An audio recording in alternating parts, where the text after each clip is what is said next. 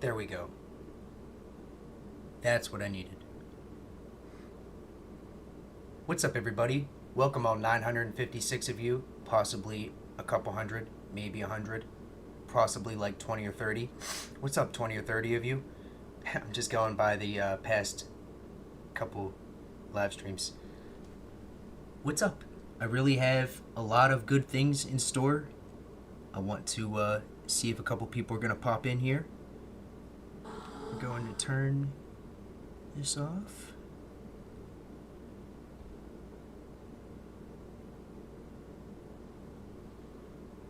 What's up, Joseph?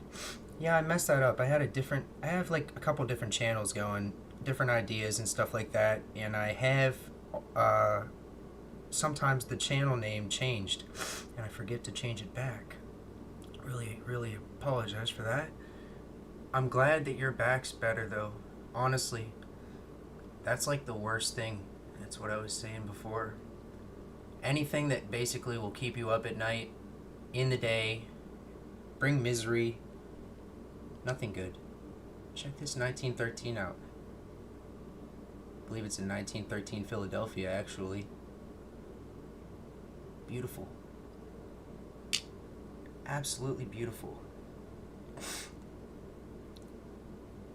Always keeping positive vibes. That's the thing. Lately it's been a little harder. Look at this beautiful aquamarine terminated in the top of this. I love this thing. This is the one I want to make a necklace out of.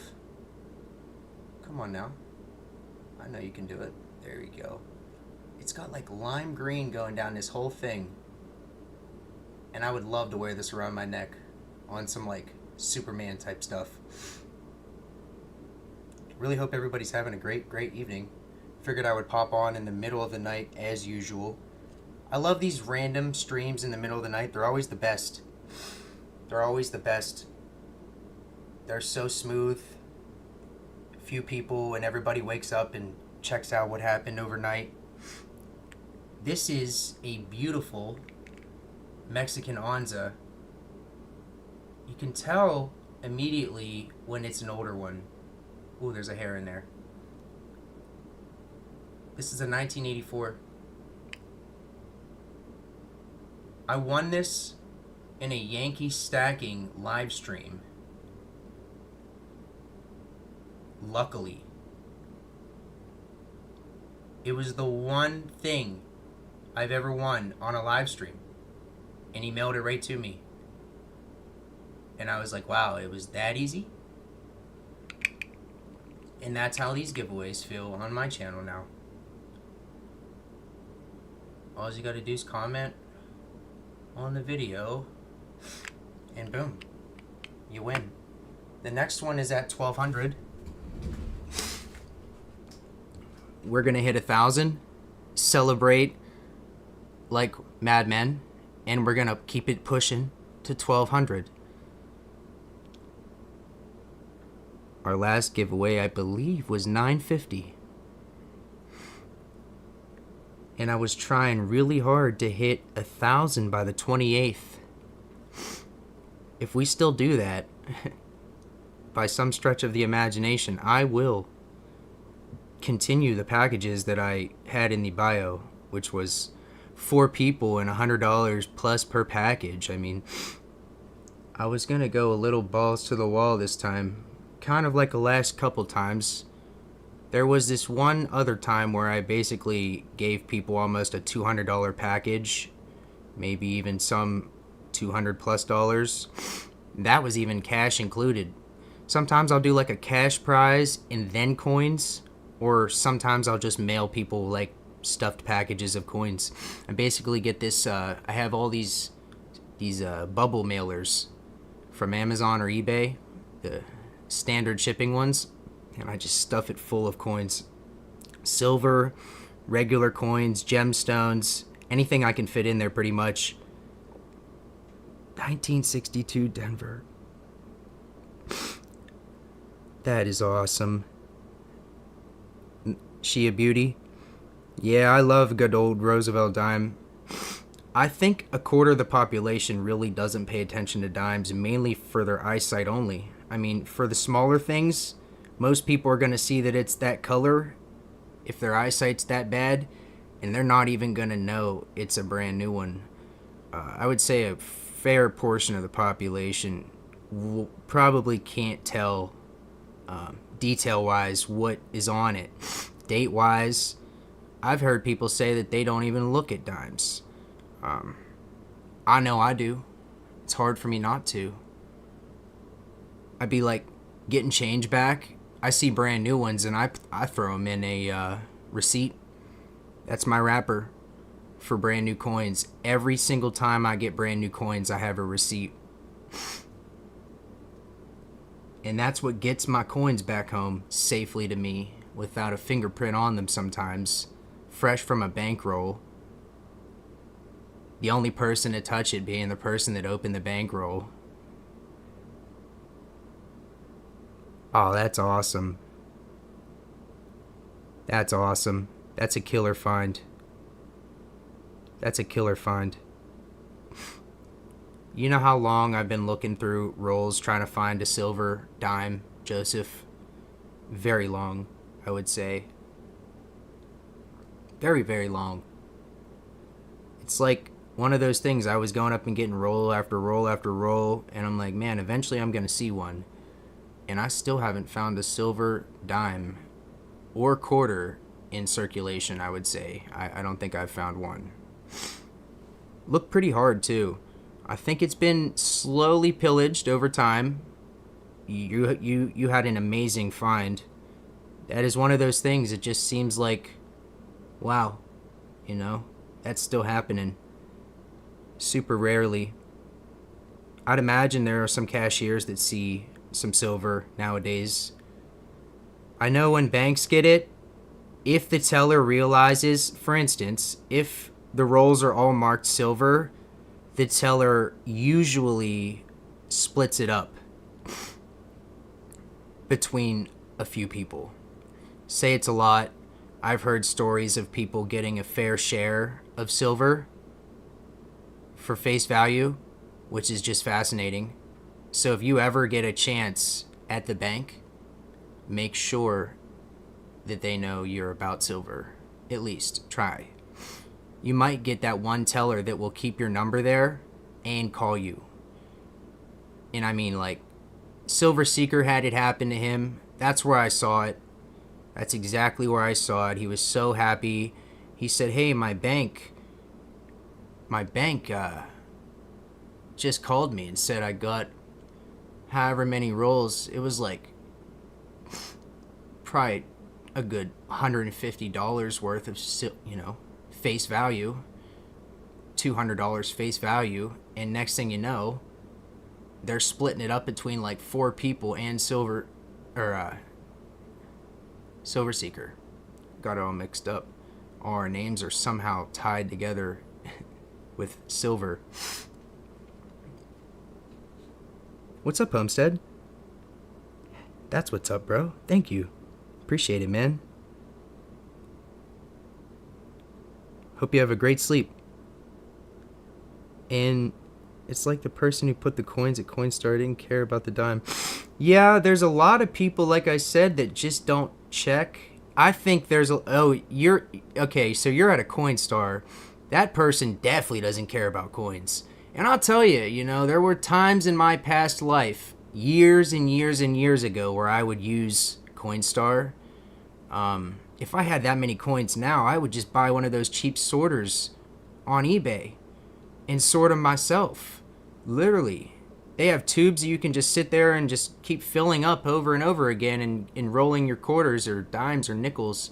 You can buy them on eBay for like $50. I mean, over the time that you use Coinstar over your life, I mean, you might as well just get a nice little sorter if you have that much change. But yeah, Coinstar really, they definitely didn't care about the dime, 100%. Wow. Now I'm wondering how you found it. Because, was it in the reject? I think they have, a reject bin in the bottom that people don't check. I think it flings them out, if I'm not mistaken. Or was it stuck at the top? I like that one too. Anytime I go to a Giant Eagle, I'll check that out. I'll check a Coinstar out. Because people are just sitting there feeding it, and they don't think about what's pinging at the bottom. Yes, sir! Oh, man, that is great. I love that. That's exactly what I was describing right there. That's awesome. I think I should probably check a Coinstar. What's up, Craig? Long time, man. Absolutely. I don't know how long it's been. Probably a few weeks at least, but man, better than ever, my friend. Absolutely gorgeous weather coming too. I cannot wait. Get the car out, do some driving. Get the bike out, do some riding. It's going to be a beautiful weekend. We are all just chilling. What is up, everybody? Got 6 people up in here. Sitting here checking out some beautiful coins, some random tokens from my parents' game room. We have an awesome game room with a lot of different games, including an old pinball machine. I'm thinking of what brand. It's that really famous brand. I'm trying to think now.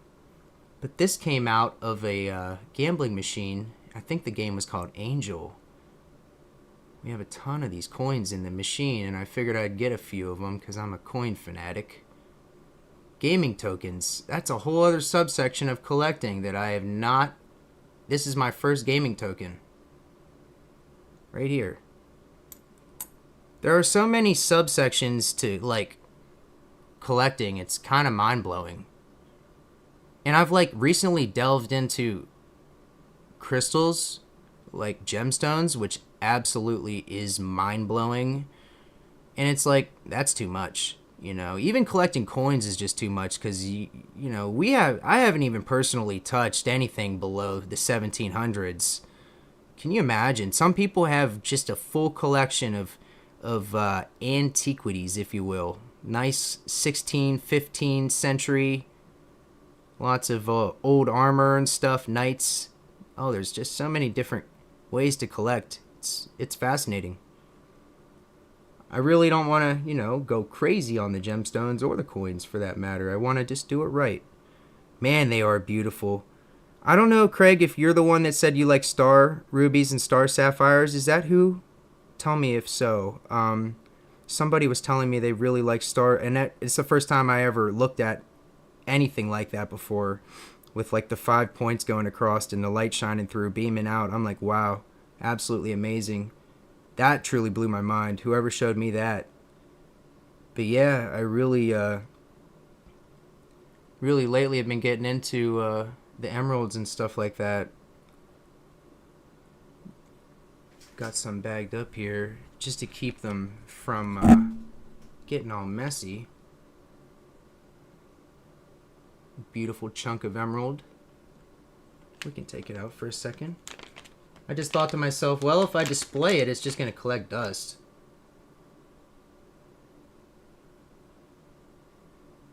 My hand is always the thing that does the job. Okay. Got a nice little chunk hanging out there. Little chunker. The whole thing essentially inside is green, I'm seeing. Looks like it's just peeking out every edge of this thing. I think this was roughly 40 to 50 carats. Really happy with this. Anything really small but still enjoyable. Wow, it just won't focus on that. I still really enjoy it. I've gotten a couple that were really small and I'm like, well, that was misadvertised a little bit. You don't like it when something's misadvertised. I've been trying my best as a eBay seller to always advertise like exactly what it is. Picture-wise, description-wise, like you know what you're getting. Like, there's a lot of people out there that are trying to slide some things on in, if you will. Oh, this thing.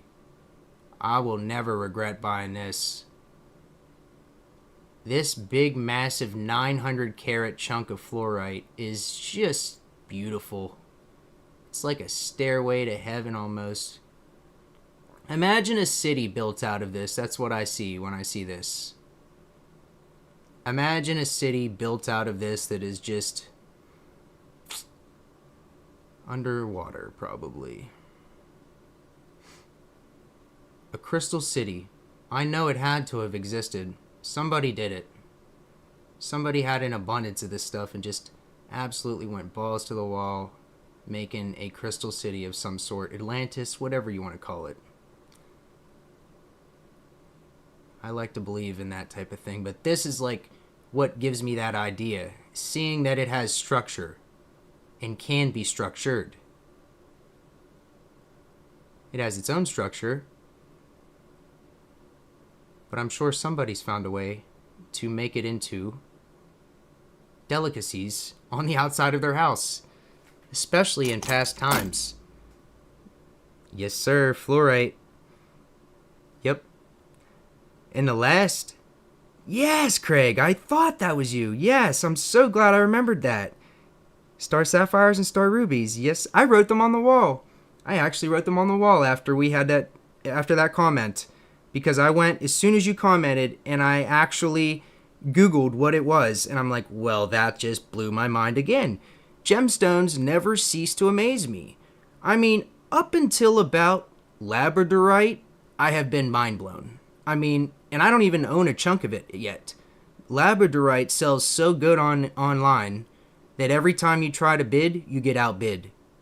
I've seriously not been able to win one chunk. I tried the entire time while I was in Florida. I really wanted to have a piece here when I got back. Labradorite is just the most beautiful type of quartz, and it personally, I think, is the most fascinating. It physically exists in a moment of time where every color of quartz is all in the same place. That's just amazing. I physically can't imagine what it looks like cutting it out of the wall. I mean, it's mind-blowing. No, you're good, Joseph. You're good, buddy. We just chillin'. Talking about labradorite. I really want to get a piece just to show you guys it, and I can find pieces on like eBay that are pretty cheap, but as far as like a big hunk of it, I wanted a big chunk of the stuff. I found like 10 pound, 4 pound chunks, 5 pound chunks of labradorite selling online, and I was like, well, I'm gonna try to get it. Every time I got outbid. It was really disappointing. I started to actually accept that I wasn't getting it. It's fascinating.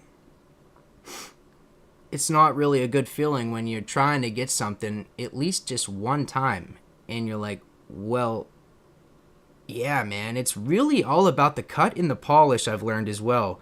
It looks nothing like what they polish it to be. I mean, I would love to have a rough chunk of labradorite that just wasn't polished, but it's always polished. Mostly coming from China or Japan, I believe. They're the lucky ones that have the labradorite. And I just wonder, boy, what that looks like. I hope one day somebody that's mining that stuff gets a video of it. I mean, why not, right? You got a phone in your pocket and you're sitting there taking out something that you know is like physically mind-blowing. Video that stuff. They had $5 worth of quarters in the reject slot. That's absolutely insane.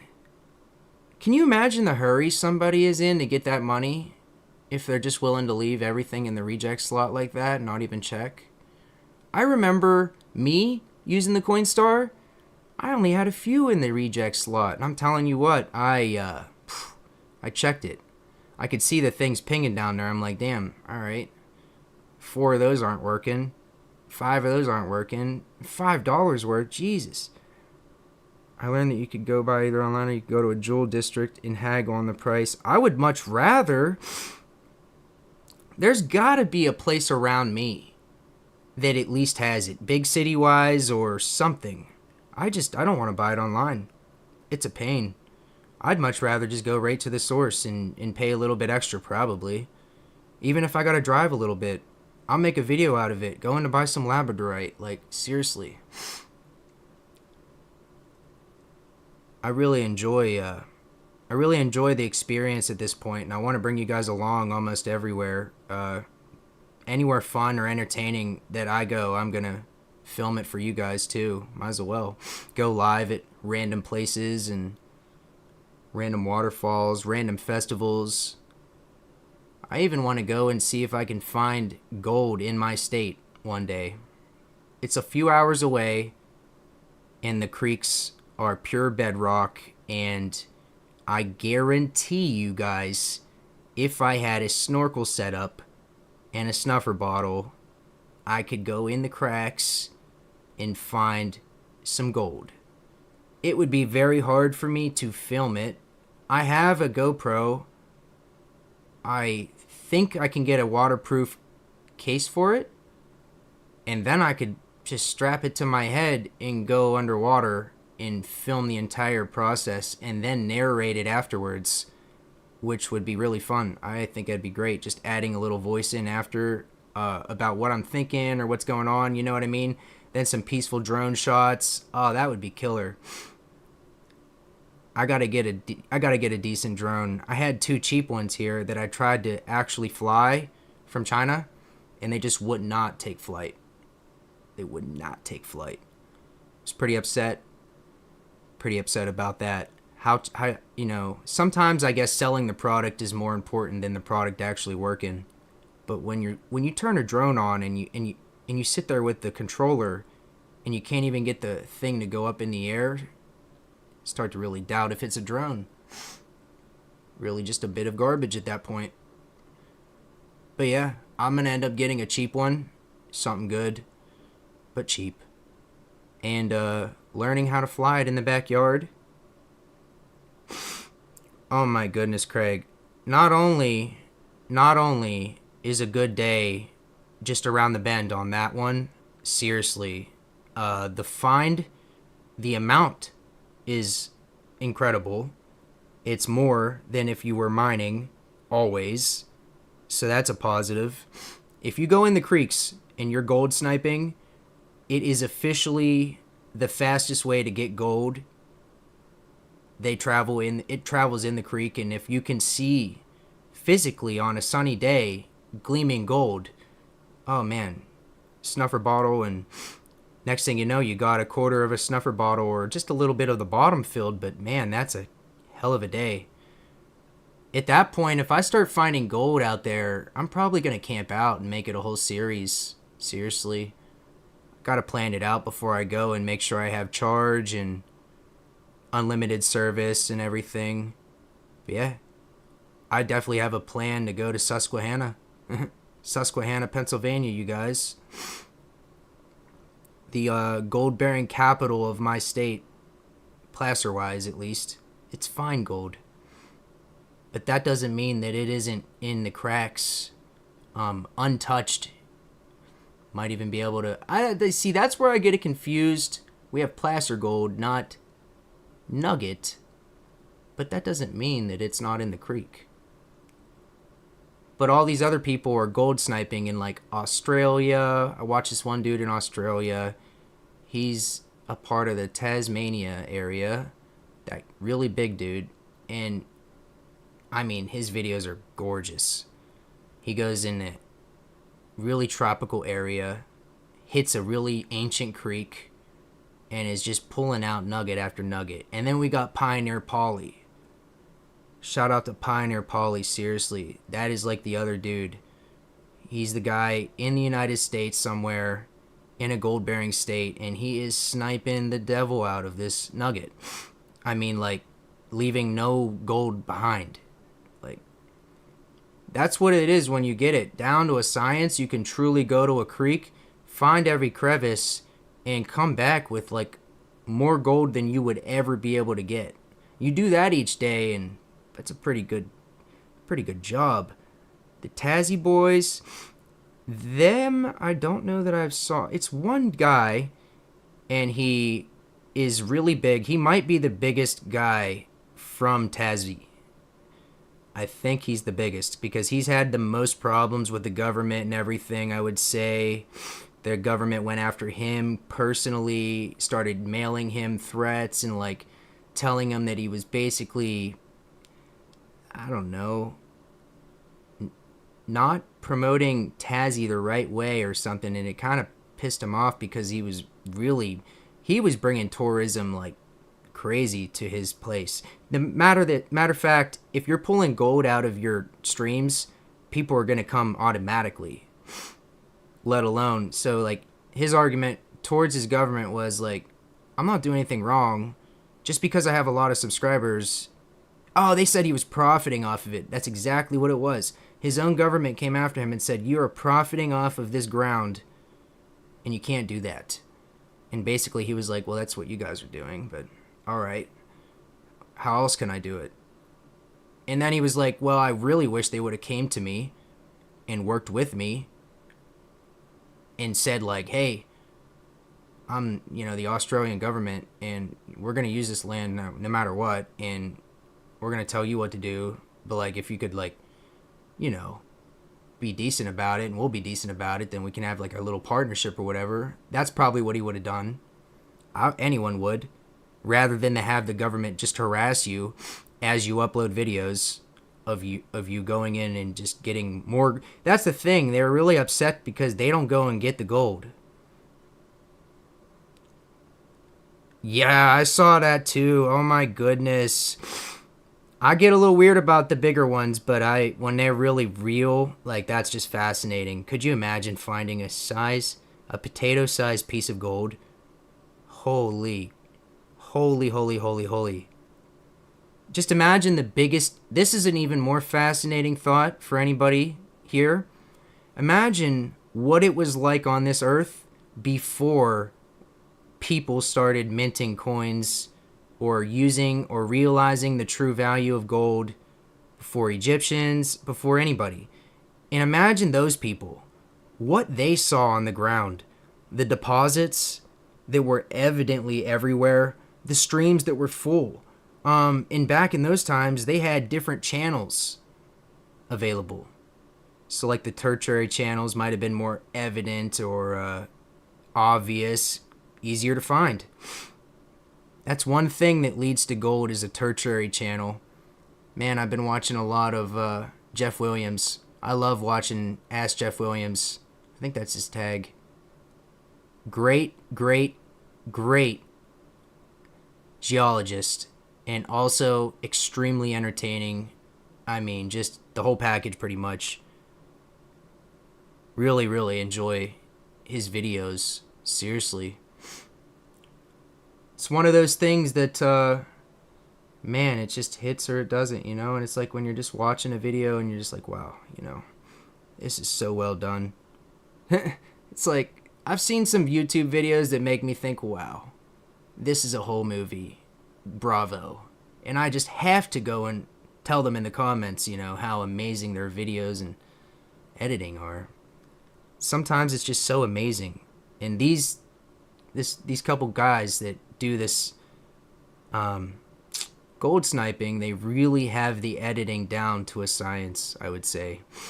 They got their GoPro footage, they got their drone footage, and it's so well put together with music. You don't even think twice. That could be the future of my videos. See, if I had more things to do in my area, aside from metal detecting and stuff, I've kind of really did what I have, you know what I mean? There's really not much around me. Pennsylvania is kind of a coal place, and there's a ton of coal mines below my feet. And that's the one thing I wanted to possibly find, is take you guys to an old mine. Yeah, that's what I was going to do. There's a mine up in this town above me, and it was the site of a really horrific death of like 4 to 8 men. At some point in time, it was an explosion. They were mining through this hill, and a few of them got killed. And basically, it was open for forever.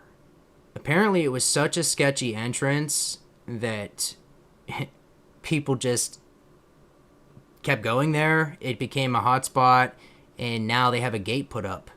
And my dad knows the guy that like puts the gates up, so we got information like, oh yeah, there's a gate there. But there's still a reading post about the mine, and I'm sure you can still see inside of it. So I'd like to just take a walk back there one day. I'll probably go up there on the bike, and I'll have my phone, and I'll just go and make a video one day, or go live. I'll go live and I'll make a video just to show anybody in the moment what we're doing. And yeah, I think I can get some information on some open ones.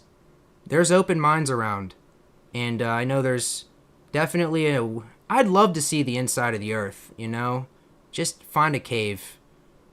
Find a cave and just look for gemstones popping out colors. That's the thing about certain mines. Next thing you know, you're hacking through colors, if you will. And they're just sat there placed in the earth for you to find.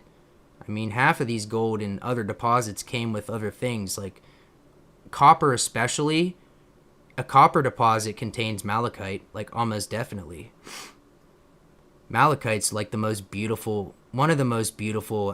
It doesn't really look like a gemstone to me. It looks like it's velvet, but it's a gemstone. It's like beautiful green. Oh, I will always be safe. Yeah, that's the thing, you know. I watch these people that are just crazy, and I'm like, well, that's not me, you know. I'm not gonna go and do anything that anyone else wouldn't do, probably. Not out to prove anything, you know. Ooh, let's go the furthest. Let's see how far we can go till we can basically just not touch anything but like the ground. We're now crawling into this space that seems to be never ending. Let's keep going. You know, it's like that. I've watched those videos and I'm like, oh my goodness. There was these group of guys that were in this cave that I was watching. They're so random. Their neighbor goes, hey, there's a sinkhole in my backyard and it leads to a cave and a waterfall. How the guy knew that, I have no idea. He must have went down and seen it or heard the water. Well, these guys, they suit up and they go in. They find the waterfall. They rope down the entire waterfall, and there's a really nice canal. And they start going in this canal, and by the time they're getting out, it's flooding on them. I mean, no kidding, it probably was within the hour. It went from them calmly going down the one way to back, laying on their backs, just begging for air because the water was so high. And that's the condition change. Yes, sir. Yes, sir. You know if you know. Yep. It's like, as soon as I described that entrance, like where they found the neighbor and everything, and he was like, hey, this and that. Yep. It's really, really odd what people will do to get a bit of footage and also get some adrenaline, because I can assure you, you know, those people that go into those caves and don't make it out, how can people disregard that, you know? It's like the Nutty Putty Cave. That guy that got stuck in the Nutty Putty Cave at the end and they sealed him off forever. Man, even going around that part. But I'm just saying, in general, it's such a long cave. Who would ever want to go to the end of it?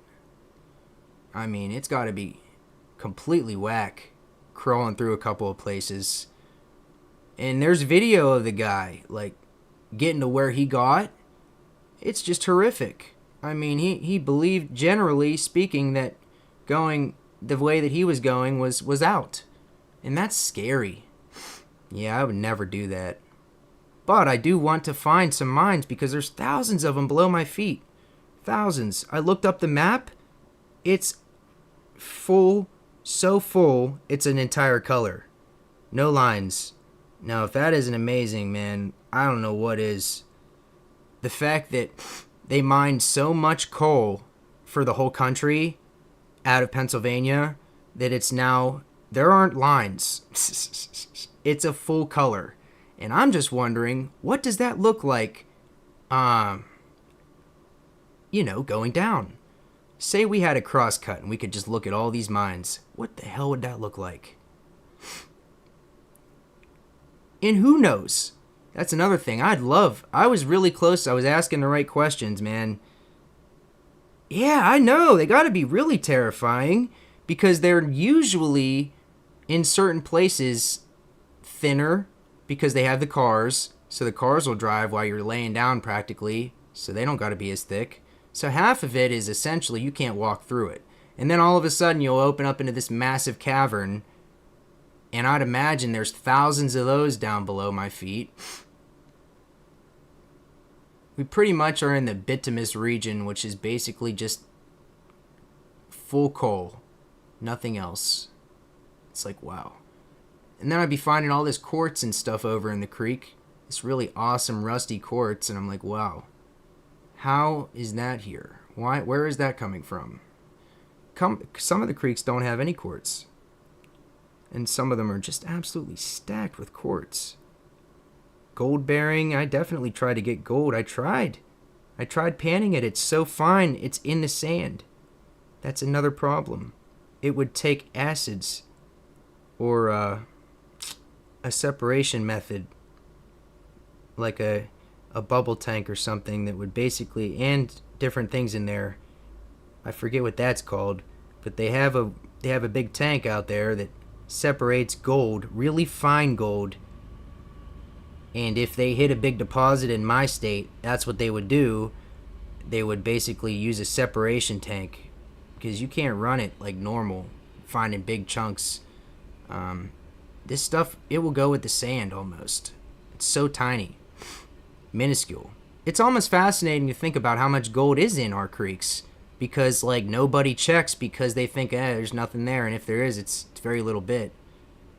But what if you were to just like continuously mine a creek and actually have the resources to get the gold out?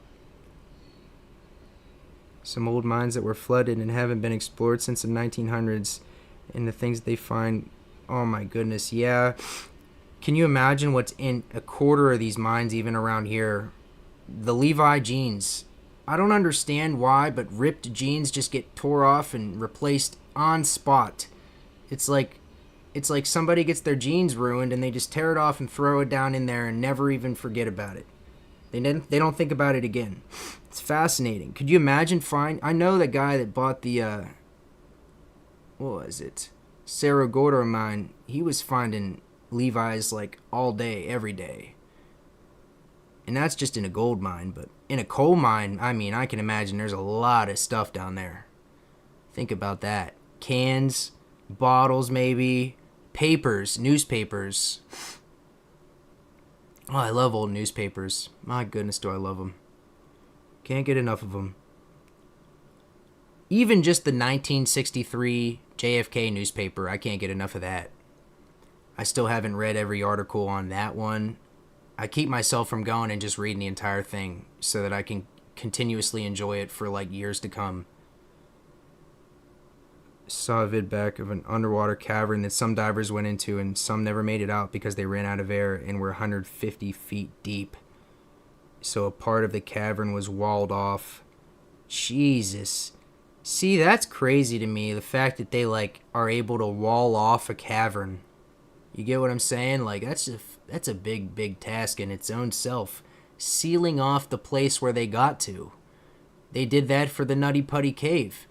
It's so hard to get to, but it would be tragic for somebody to come upon him in his stuck state like that, you know?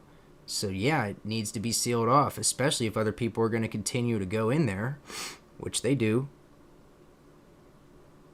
Dan Hurd. Yeah, no, Cerro Gordo Mine. The guy, there's only one guy who owns it. I think what's his name? Brent. His first name is Brent. And he runs the, what is it? He started the I Live in a Ghost Town series. Yeah, he's the one who's been taking down all the YouTubers into the gold mine in California. And I'd say he's doing pretty well for himself with that gold mine. Mainly content-wise, it's like it's a haven for content. I mean, it's just like you can do anything on any given day and film it. So that's pretty much what he's doing. Having people out, having a ball pretty much. And he's got Wi-Fi at the 900-foot level. Like, amazing. lights and Wi-Fi and charging ability, basically. You can charge, you got power, film. That's the coolest thing ever. But yeah, we went through a few topics on this. Gold sniping, we are now on the mines. I really enjoy this. See, this is what I'm talking about. The late night ones are just the best. Honestly, I'm just going to start going live more often, to be honest with you. We don't even got to do anything. We just sit here and talk, and it's really just amazing. Going over so many good topics that it's, you know, you have to watch it to even understand, like, how good it was type thing. Got to go back through, and these are the ones that I got to make timestamps for people because they're just like over an hour long, and most people only watch for a few minutes, and if they have timestamps, they'll sit there and be like, "Ooh, click on this, click on that." So it helps too. Yeah, I really enjoy this 1960 franc.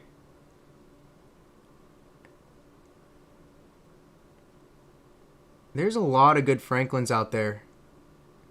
I'd say this is probably all on the plastic. We could pop her out and see for sure, but yeah, I'd say all these marks are on the plastic itself.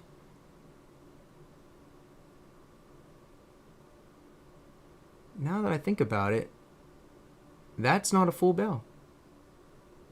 You can really clearly see when the bell lines are there or when they're gone. Look at that. Even the writing, it does say, I believe, E pluribus unum. I think it does. Still a beautiful coin.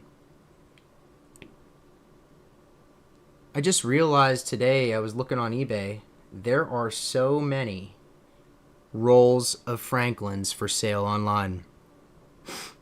So many. And I mean, yeah, it hurts to pay.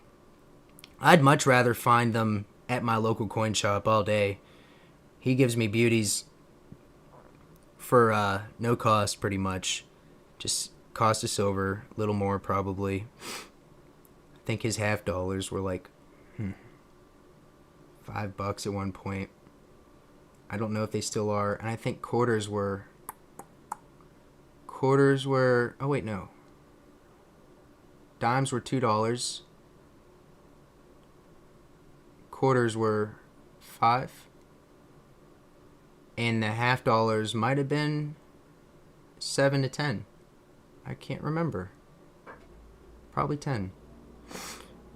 I got it confused, and it's been a minute since I've went and even, made a purchase. I need to go and get some, aside from the gold at least.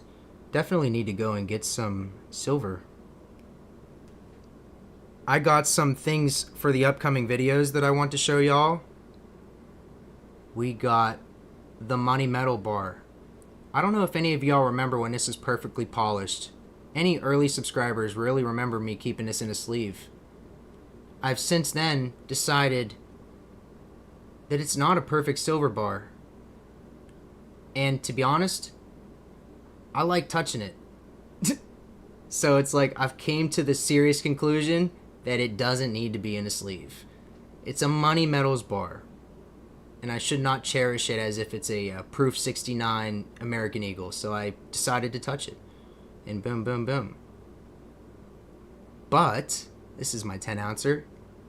I think it was my first 10-ounce bar. Matter of fact, yeah, it was just when I learned about silver and I got online. And I mean, when I first learned about silver, I immediately went to eBay and Amazon. And those were the first prices that I saw. And, I mean, to be honest, not the best. Because they're so marked up. I mean, what, like however many percentage, just to factor in everything. It's a large percentage marked up on eBay and Amazon. Until I went to a local coin shop, I never knew about, Money Metals and the ability to send money orders, which are very valuable in my opinion. I mean, consider this anybody that subscribes or is watching this afterwards. This is a long one, but it's going to be a good one. Seriously, the post office allows up to $1,000 money orders to be sent on any given day. I'd say you're testing your luck going every other day to the same place, but I just would go every now and then, randomly, whenever I would want something from Money Metals, and boom. No bank. Absolutely gorgeous. Cash turned into, slip turned into mail. Just like that. And a couple of these big companies, if you ask them, they will take money orders. It doesn't even state online sometimes, and they'll still take the money order. And that's how I bought a lot of the stuff from Money Metals, because it was just smarter. I mean, if you can truly just take your money and, go to the post office rather than to go through credit card or debit card or check or anything that goes through the bank, I mean, it's just a win-win for everybody, really. They don't got to do the work. I get to go right to the post office and boom, get my coins. I remember when premiums were cheaper on bigger bars, but these days they are higher. I haven't checked. That's the craziest part. I think my LCS might be lower still in the weight region, mainly because that's what he sells. He just sells so much. It's constant. I mean, I don't know how he does his taxes, to be honest with you guys. He even told me the last time I went in there that his taxes are a nightmare, so I can only imagine. He's probably filing for months. But yeah, he sits there all day. He's got this really pretty girl, or like either that or two other assistants that run his online work. And my LCS is so busy, I haven't been able to take anybody professional's advice. All the people that I've interviewed online, we're talking about Daniel Carr. We're talking about the Coin Guy. Who else? Who else did I talk to and make a video out of? That's amazing. I can't remember. But those people, and I'm serious, like, these people were, really busy, but at the same time, they were telling me, hey, go to your local coin shop and ask them if you can film, And honestly, I want to. I really want to. And not only that, I would like to call around and do that calling around video thing too about prices. Get the people on the phone and get the people that are really mean on the phone and get everyone on the phone really, and make a good video like Silver Seeker did. Those calling videos? You guys think that'd be a good idea? I really do. That's a good one that popped up in there. I need to mark this one for sure, because I don't want to lose this one. This is how my brain works. If I don't mark stuff down, I will forget it. It's terrible. It's really not good. Here, I'll write it on this thing.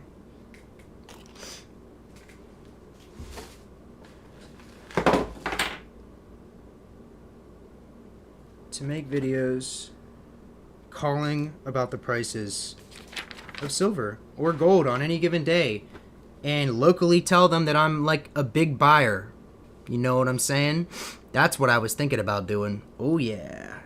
Call around to local coin shops.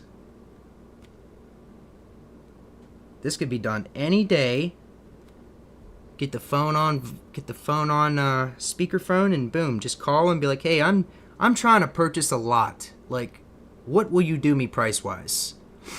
And a lot of these people, they're very hesitant. First answer is no quotes on the phone. All right, bye. We're not doing this then.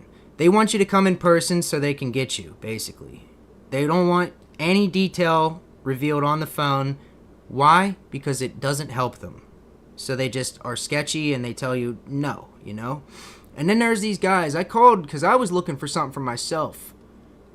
And they start talking about their inventory and they start shooting your prices. And the one guy was really close. I almost bought Proof American Eagles backdated, I think from the 90s, if I remember correctly, or the 2000s. And he had it for like $2,500. It was gold. It was an ounce of gold. It was gold, but I'm trying to think. Proof. Yep. 2 Proof coins. He quoted me at 25. And that was right around the time where it was just about 24. That's not too bad. That's not too bad. I started thinking about that afterwards, and I'm like, wow, 100 over for Proof coins backdated. They're definitely already worth that now if you go online. Call around to local coin shops and ask them. Plus, pretend to be a big buyer. That's what we got to do. We got to get their. We got to entice them a little bit. Get them thinking. This is like a future video idea you guys are gonna see right here. Pretend to be a big buyer. And get some East Coast prices out on the internet. 10-ounce bars for $3.30 today at a shop near me. Oh my goodness. Yeah, see, that's what I'm talking about. That's probably a really nice bar too. Probably really nice bars. They probably got all kinds. There's Johnson and Matthey, or Johnson. I think it's Johnson and Matthey. There's a few good brands. We got Suisse. I like the Credit Suisse ones. I haven't gotten any of those yet. What else? We got Scottsdale. Boy, I love it when my LCS says, "Hey, I got Scottsdale rounds in bars. Do you want a tube?" And I'm like, "Yeah." These are, I believe, 2022 or 20. They might actually be 2020s. Now that I think about it, I got to look at the date. I haven't popped them out in a minute. Beautiful lioness design, and it's got the matte finish on the back. When we broke down in Florida, I had one of these, and my mom's friend helped us. Gave us a parking lot to put our truck and our camper for a few days while our truck got worked on, and I gave him one of these 2-ounce rounds as a thank you. As a thank you for just helping our family out. It was just one of those things that I was so happy to have, you guys. I love the Sunshine Mending bars. I love them. Oh, I love them. And they are starting out, not only Sunshine, but there are chip, I believe, chip and even QR code, or chips that'll take you to a QR code, something. You can scan it on it. They have this like ID thing I've been seeing online. I haven't bought it yet. I say yet. I probably won't buy it. I mean, anytime soon, if you will. But yeah, there's definitely a lot of really cool methods out there for like tracking.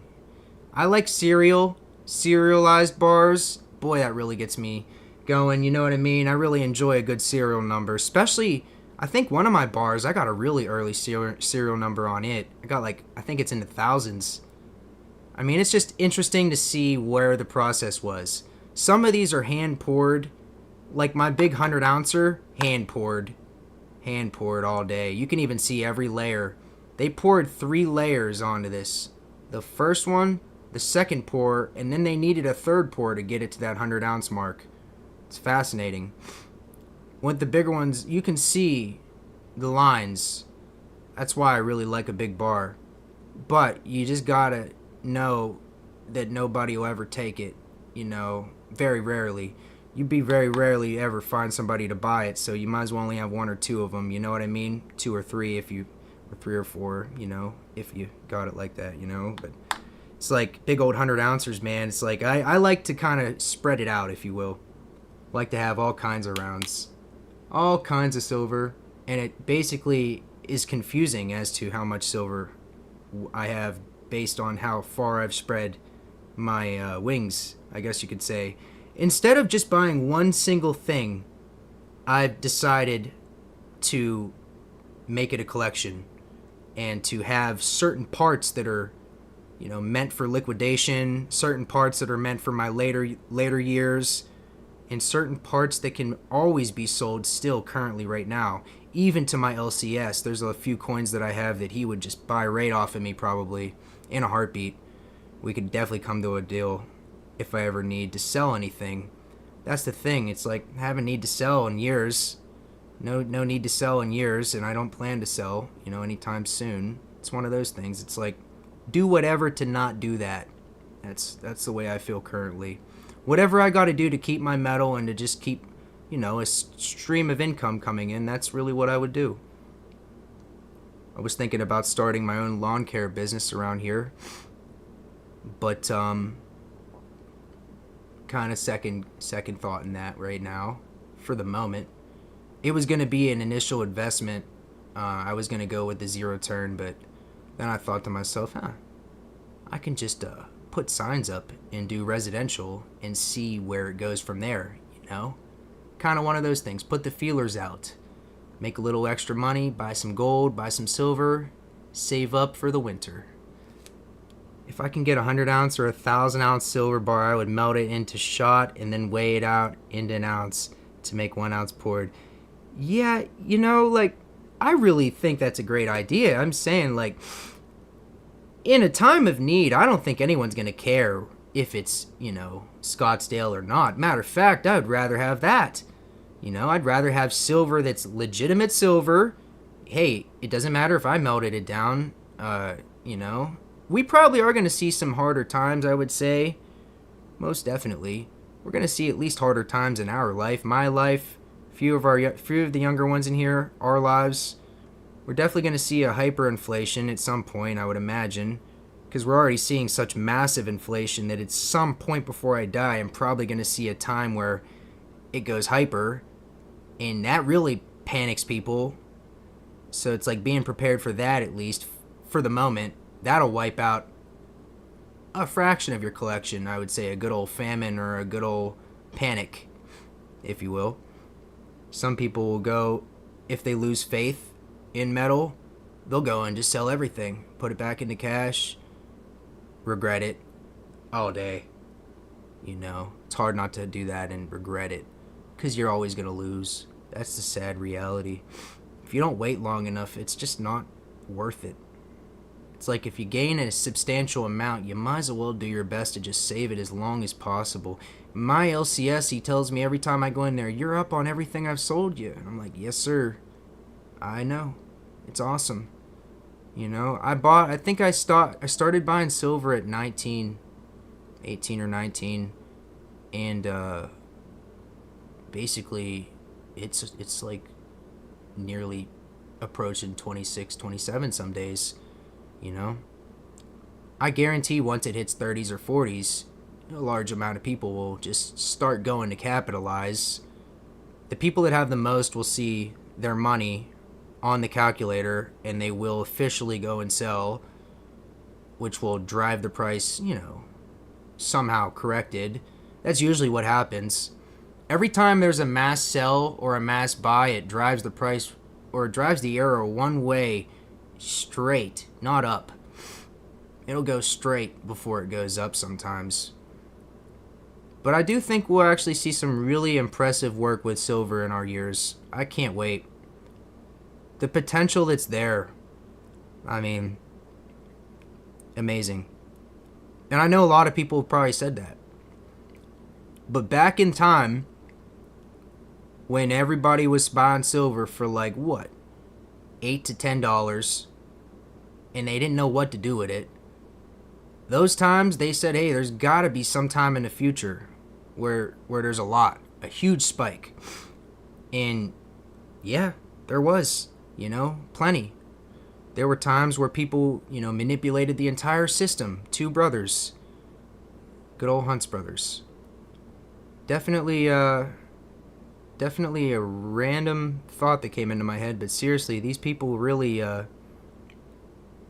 they really indented society with the thought that it could be manipulated, which it can be. Sad reality.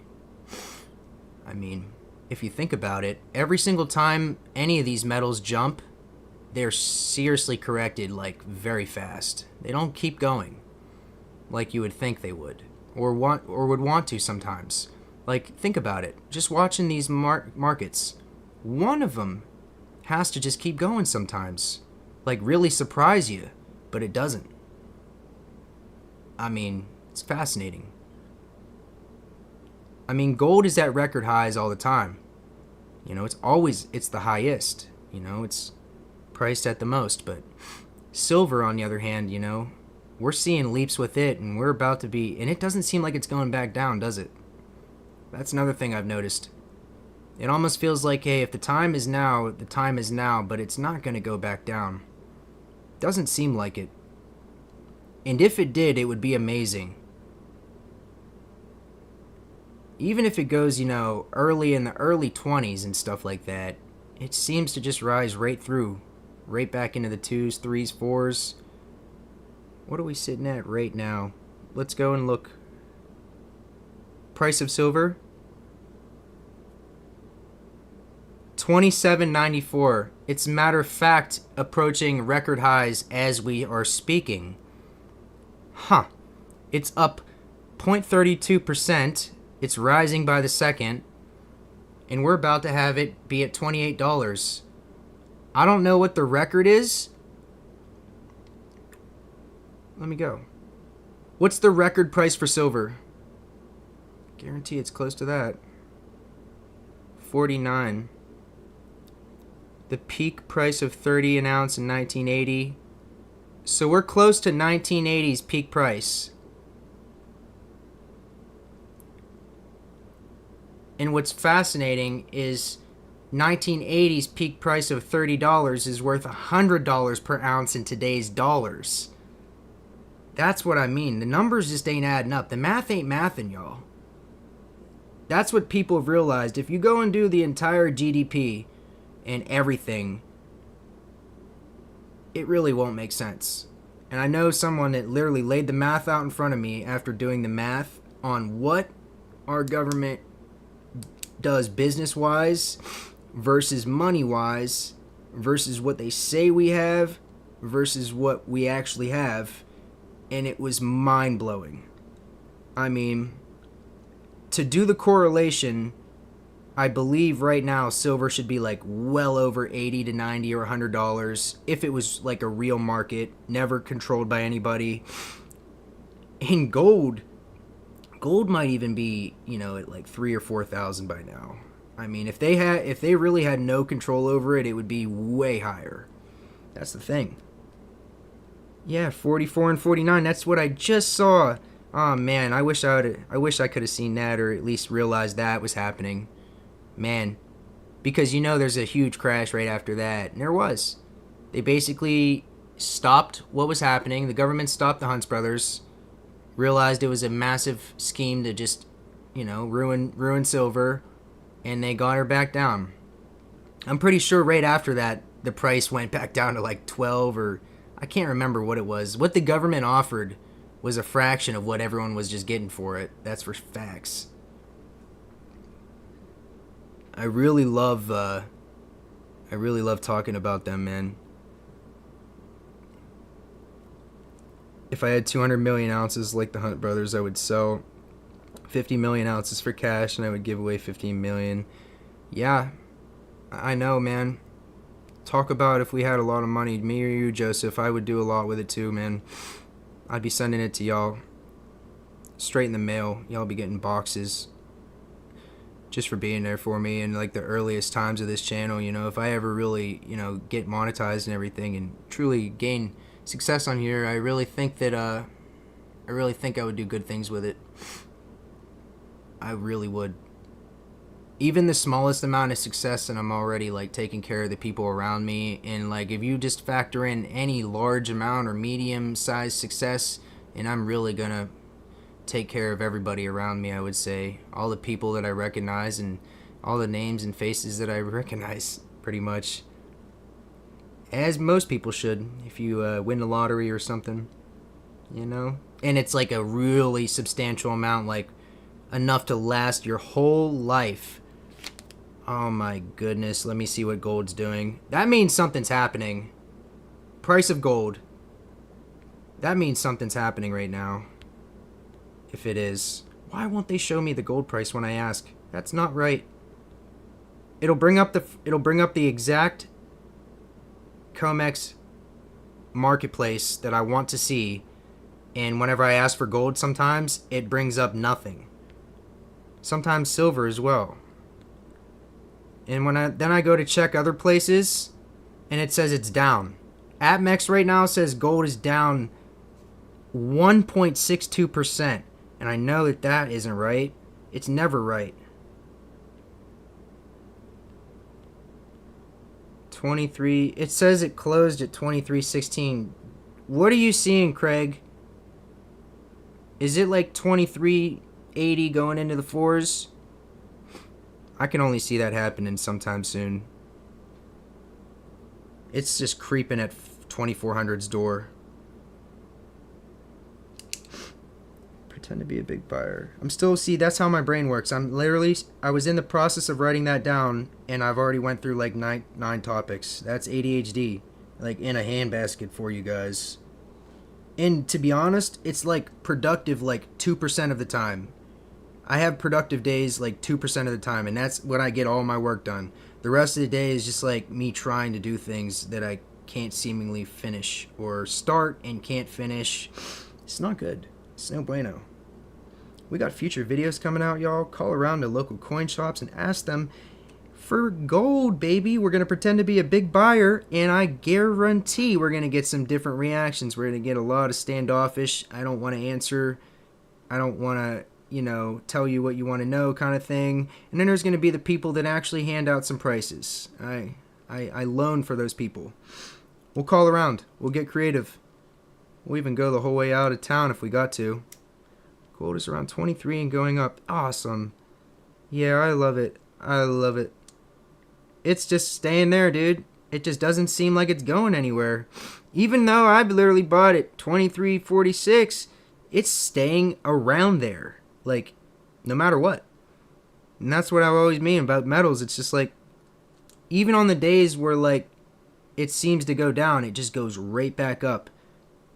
There's no even if they have control over it, I'm sure they feel like they don't.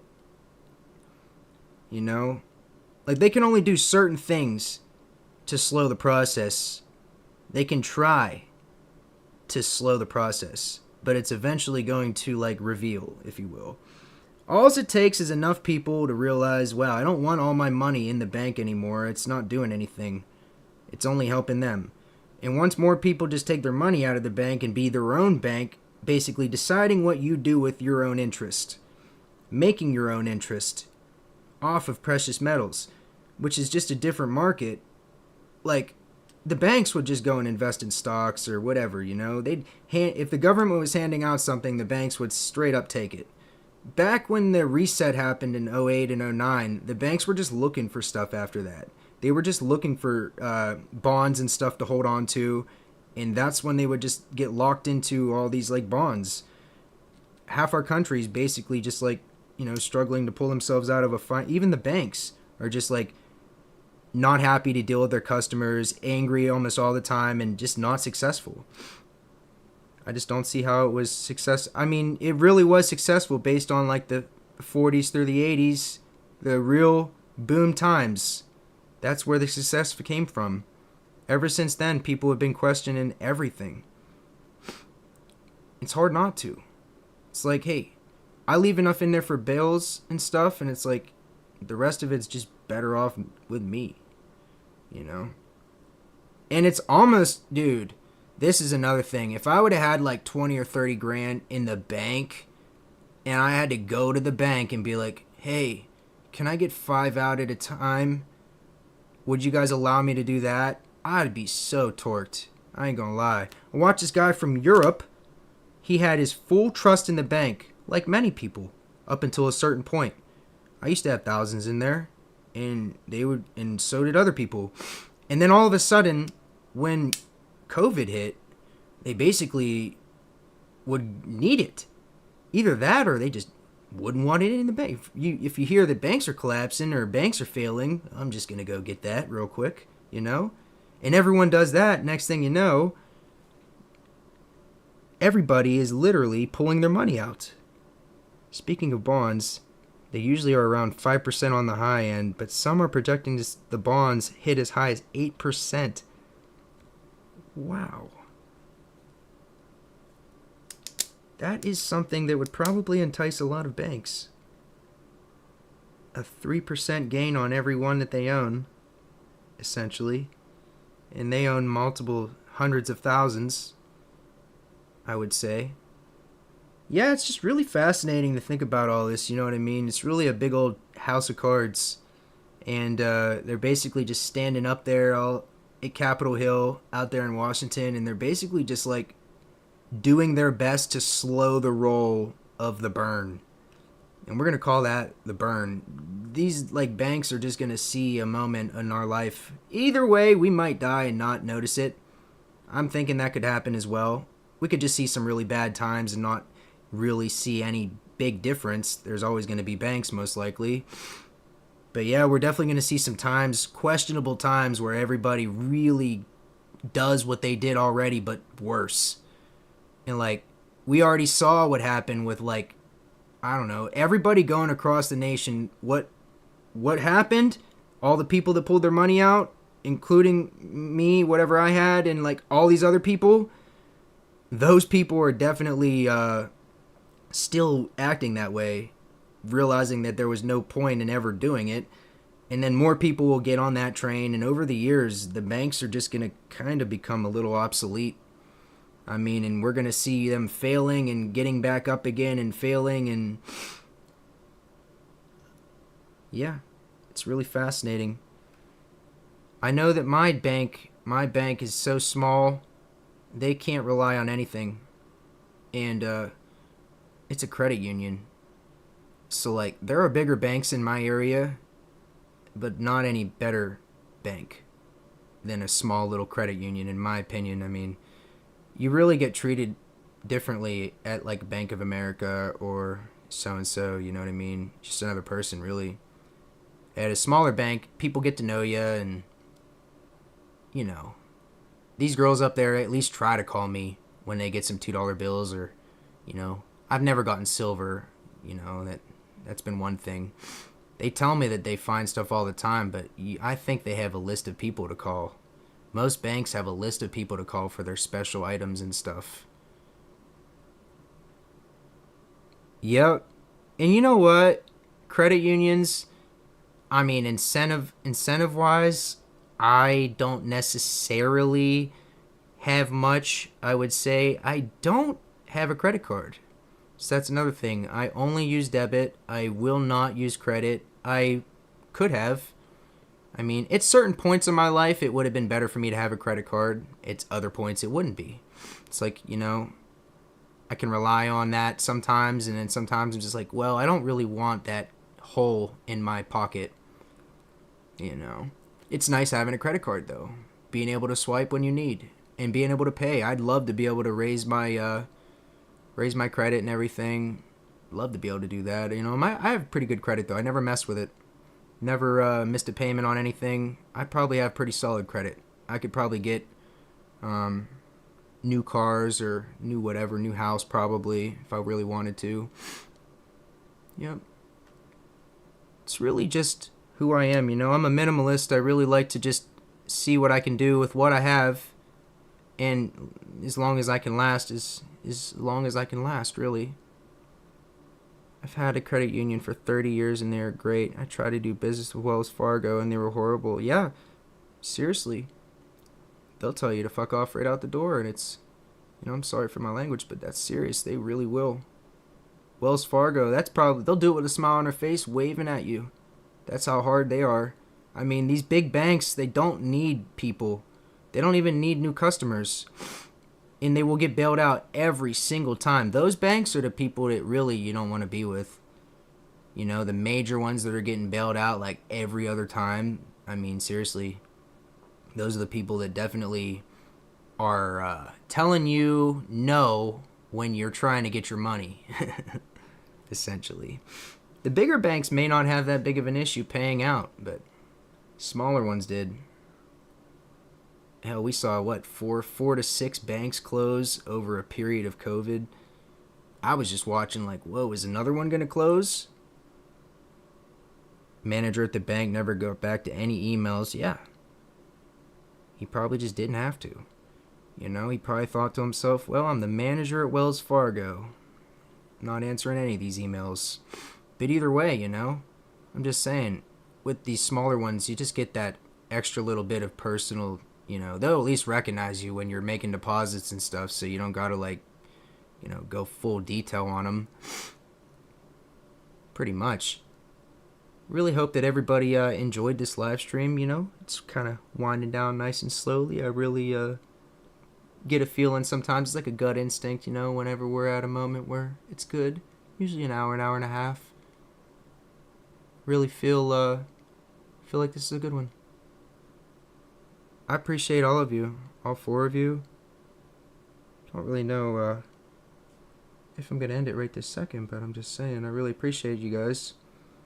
Middle of the night, you guys pop in and BS with me. It's like I got friends in this world. I know that it feels the same way to you guys. And anybody that rewatches this, I really appreciate you too. If anyone rewatches it the whole way through an hour, that'd be amazing, honestly.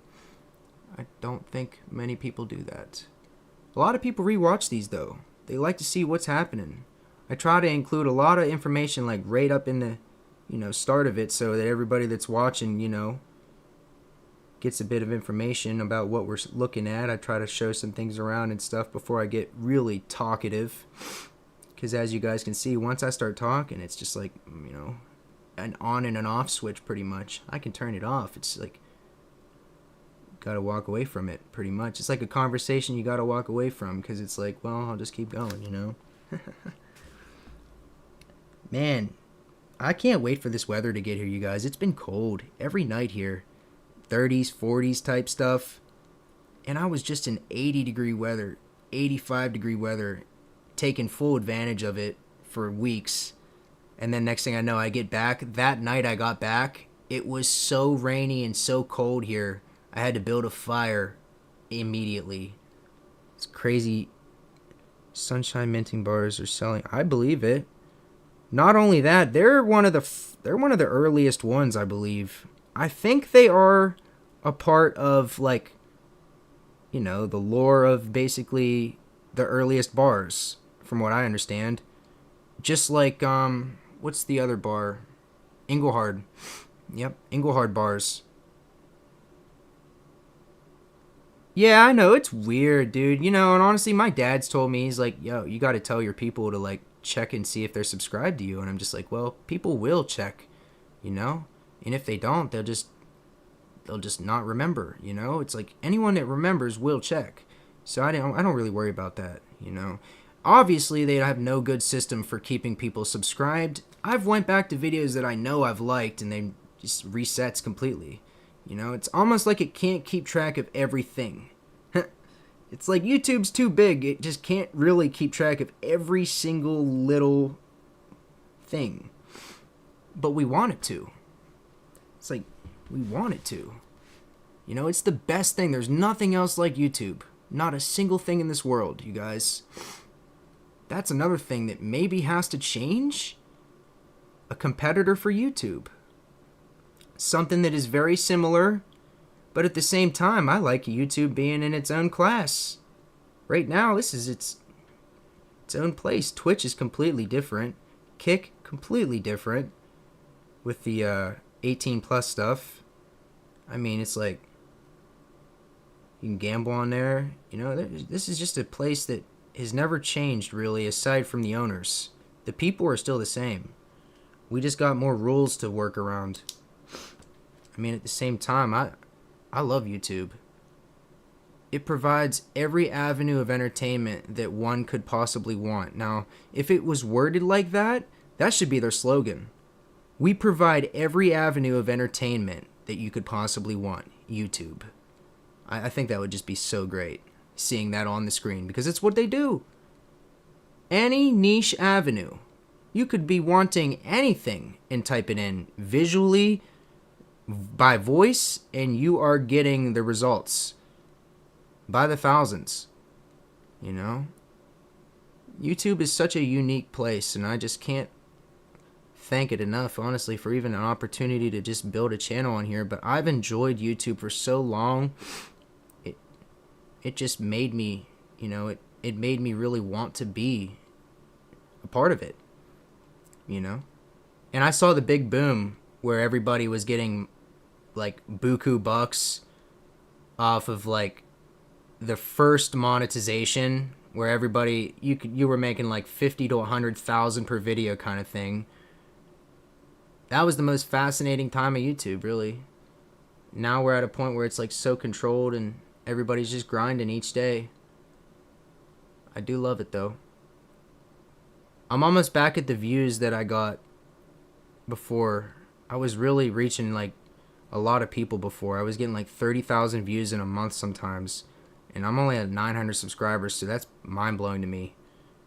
But when I went to Florida, I just wanted to vacation. It was real hard for me. I didn't have my collection. What's up, Mike? Absolutely great, man. We're on an hour and 20 minutes. This has been an absolutely beautiful stream. Just so many topics. These random late night streams are just full of just a lot of topics. We go topic to topic, just, talking about anything that's just entertaining, really. What's up, dude? What's up, Doug? What's up, you guys? I'll stay on a little bit for you guys. Honestly, we've been going for about an hour and a half, but yo, I'm staying on for you guys for a minute. Absolutely. More people pour in. I know it's like middle of the night, but more people pour in. We're just gonna keep on going for a little bit. Might as well. I really appreciate all of you. Yeah, we were just talking about YouTube and how fucking unique it is, how mind-blowing it is, how there's so many niche avenues you can't even break it down. I'd love to see a pie chart of the niche avenues of YouTube, what it would look like. It would look like little needles, but a million of them just pointing in every direction in a circle, and that would be YouTube. It's like a billion of them, maybe. I don't even know. No, there's not that many people. Hundreds of millions, maybe a billion. I don't know what our total person number is at this point. I don't know if they're still keeping track. I'd like to think they are. What's up, David? Yeah, we are getting rated. We really are getting rated with people. That's what's up, bro. What's up, you guys? Middle of the night. Show you guys some of this stuff. You guys just got in here. This is a beautiful scleral crystal with an aquamarine on the top of it. And it's really clear. It's beautiful. And on the other side, we got its host, which I believe was a type of quartz. There's even a lime green color that you guys just can't see. It's faint, but it's all running down this. And I'd love to make this into a necklace of some sort. Tie a leather strap around it or something and get it hanging on my neck, just straight up and down, just like that. How awesome would that be? That's some Superman type stuff right there. You get a scleral crystal like this hanging on your neck. Not many people are going to have that. That's why I really want it. I really want to make a necklace out of this stuff because I truly just can't believe that it exists, and that most people don't even know that it exists because they barely even get into collecting anything, let alone, gemstones and beautiful emeralds and coins. We got a beautiful set of 2003 Denver Sacagaweas. We got that here. Got a full pinwheel. The pinwheel is something I'm noticing more and more. It's really there. And you can tell when it's going as well. You can tell when you're about to lose your pinwheel. I noticed earlier... Alright, I'll tell you guys this before I close this. I noticed earlier, if the pinwheel is starting to go round, and when you flip it, it goes up, and it's still round, that's when it's losing it. If it's straight across, it's still a really beautiful coin. I made a video earlier. I can't remember what quarter it was.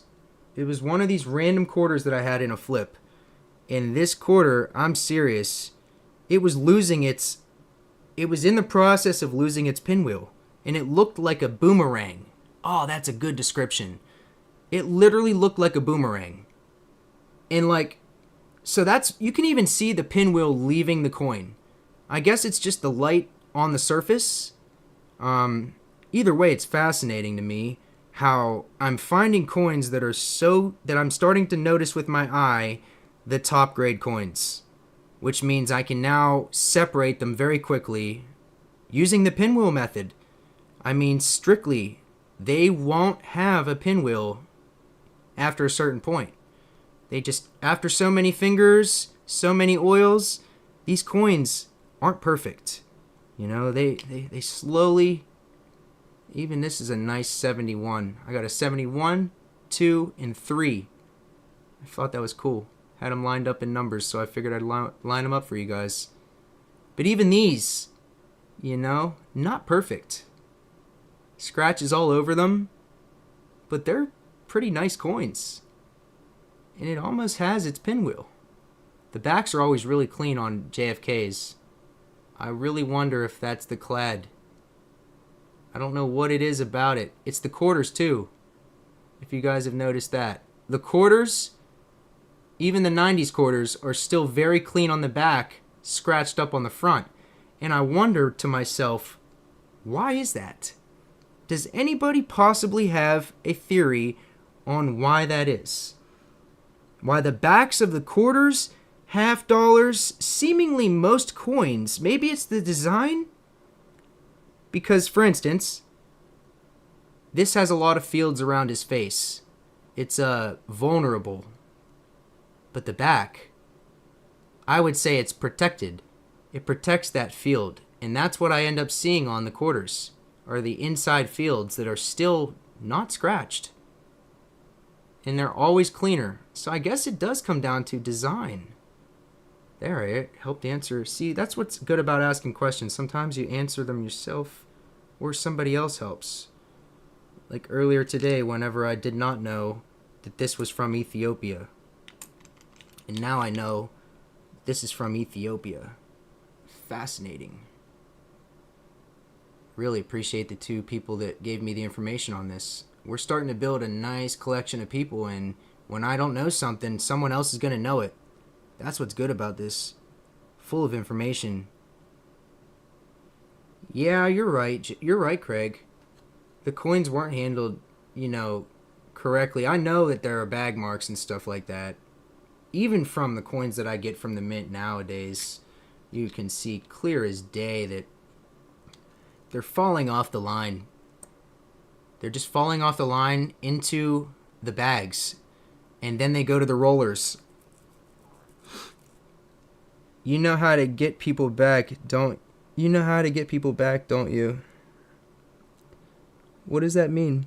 Would be cool if the mint actually made 22 karat Sacagawea. Oh my goodness, could you imagine? That's got to be coming in the future. We're not just dreaming of that. That's got to be coming, Craig. Thank you, David. You know how to get people back, don't you? Are you asking me to subscribe to you? I will if you're asking me to. I have a pretty large subscriber list at this point. It won't really be a thing. I really appreciate you, though. And I'm really going to do my best to, put some videos out that everybody can enjoy. Been doing my best lately. It's really, it's like a thing. It's like if you're feeling it or if you're not, It's like you can try a couple times. Sometimes the words get messed up when you're making a video. It's weird. It's like, thank you, David. It's like, I don't have a speech problem. I have no speech problem. But when I start repeating the same thing over and over again, that's when the speech problem happens. It's like, earlier I was trying to do a video, and I'm gonna do the video. I just gotta it's my pronunciation on a couple of things that makes me restart. And it's a video about the complete history of the United States Mint. I got it ready on my phone, ready to go. And I'm using ChatGPT, but more importantly, I'm using an advanced writing thing on there. It's an advanced writing GPT for the first time. And this thing is amazing. You give it like bullet points and like it'll summarize what you want and put it in words so that you can like read it. And it's just fascinating. You don't got to go to like a bunch of different places trying to locate it. It'll just put it all in one paragraph, if you will. Oh, it's great. And it's so long. The list of words is like so long as you're scrolling down, and I'm just like sitting there making the video, and I'm like, okay, I'm like 2 or 3 minutes in, and I'll mispronounce a word, or I will say it too fast or say it too slow. It's little things like that, As a creator, it's just like, that could not happen. That could just not happen, and I'd be totally fine with that, Little things like that. It's like when I'm talking normally, perfectly fine. But when I'm trying to recite a paragraph that is important information that I want to be on the internet forever, I just want it to sound good, Got all this really high quality audio equipment, and the cameras and stuff, they're regular, podcasting cameras, but this microphone is nice. I may need to try the ChatGPT. Dude, if you got like 20 extra per month, and it really will learn you something. Like in ways that I've never even imagined. Not only is the voice recognition subpar to about anything in this world, Android can't even touch their voice recognition on GBT. It's amazing. I can speak to this thing for 12 minutes straight, 20 minutes straight, 35 minutes straight if I really wanted to. I could sit there and actually get a full therapy session from GBT if I really wanted to. Thank you, Joseph. Thank you. I know I've been changing it so much lately. Like I said, I made a post the other day in the community. It's so hard for me when I see a new design to not try to make it my banner and profile picture. So it's like weekly changing. But don't get me wrong. It'll always go back and cycle through the best ones so everyone will be able to see them, like, always. It's like, even when you think that, like, that one just left, next thing you know, it's right back. It's like, I'm feeling it sometimes. I got a bunch of different channel banners and profile pictures that just go so well. I really like that old vintage 50s look, that 50s gas station, 40s gas station look. The white and black old 40s and 50s houses. I can basically ask ChatGPT to make me a profile picture or a channel banner, and it's amazing. Like, first try. Amazing. And I sit there and I'm just like, wow, you really just got it first try, Congratulate it, say thanks. It's like, you don't have to thank me, I'm just a machine. I'm still thanking you. Like, it's funny. I've sat there and had conversations with it where I'm just like, yeah, one day you're going to get a hell of an update, and you're going to really start, feeling a little bit more and more. And it's like, oh, I can't feel anything, I'm AI or whatever. And I'm like, yeah, you're definitely going to feel eventually. It's like weird, but it'll have full-blown conversations with you. It'll help you analyze anything. I've been subscribed to it for, well, I'll tell you, probably for over a year now, Craig. And I'll tell you what, man, it's really a leap above the free version. Now, if you try the free version and you love it, what you get after you buy it is leaps above. You won't even know what to do with all of it. That's how much it gives you. Not only are there like endless GBTs, so that's another thing. There's like t-shirt maker GBTs where you type in, hey, I want this design, and it's a master at doing that only. Like this GBT that I'm using for this video, there are writing ones, full-blown essay if you want. You can go so detailed, and for minutes, just giving it every description of detail that you could possibly prompt it. And it's really amazing what it comes up with sometimes. Yes, sir, the old school gas pump. Oh, you're giving me ideas with soda machines and old milkshakes and stuff. You really are. I might write these down, honestly. I really like this. Because I can give it like an image, if you will. We can go back in time and just say, hey, GBT, seriously, like, I'm trying to make a good profile picture. Here's all the details. And it will blow you away. Check each other's channels out. I will send more folks your way. I stream, and I really will, Mike. I really will. I'll subscribe too, bro. I'll subscribe to you too, David. Really appreciate you both. Huge giveaways. Yeah, it's really what I love doing the most is giving away. Anytime I get the chance to at this point, I'm really just all about it. It's like I want to do it every like 50 or 100, like even every 50 would be like insane. That would be absolutely insane. Picking the people that I do and like picking over $100 plus per package and then doing that every 50. But I've been trying to go every 150, 100. At first it was about every 100, 150.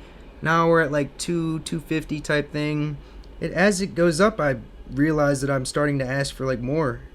And then the incentives for the giveaways are going to be better. Strange ass. What's up, New Zealand? What's up? What's the weather like in New Zealand right now? I'm curious. I really am. Man. I can't even picture what the landscape looked like in New Zealand, to be honest with you. That's another thing. If you can add that detail, you know, the landscape. Like, is it volcanic? Is it like... I'm trying to think. I guarantee you got a lot of forest. A lot of really deep, dense forest, I would imagine. I'm trying to think of what New Zealand's geology is like. That's the word.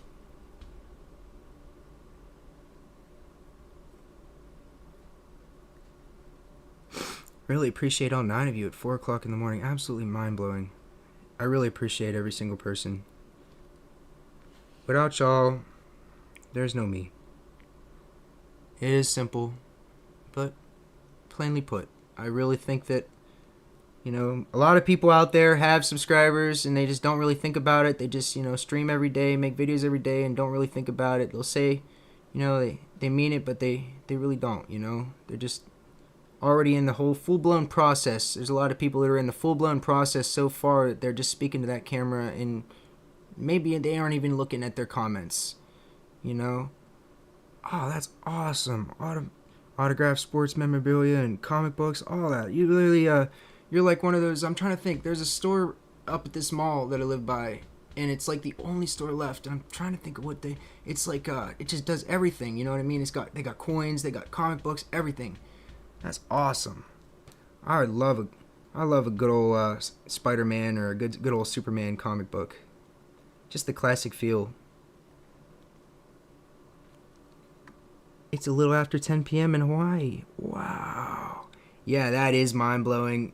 Time zones are truly something else. I mean, I experienced one in Florida. It just set us back an hour, and it was like 5 minutes away. There was a time zone like 5 minutes away from us, and as soon as you started driving down the road, it, like, your phone went, and then your car, if it was older, it didn't go. Very odd. Old soda machines.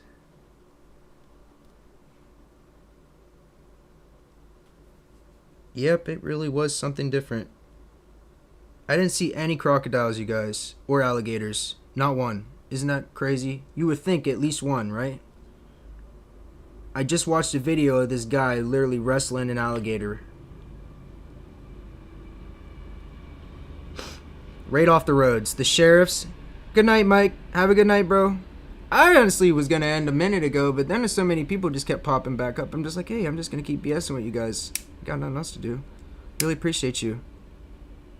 And the people that popped up with you. I really appreciate all of you. David, too. Yeah, we just chilling here, man. We just chilling. I appreciate every one of you.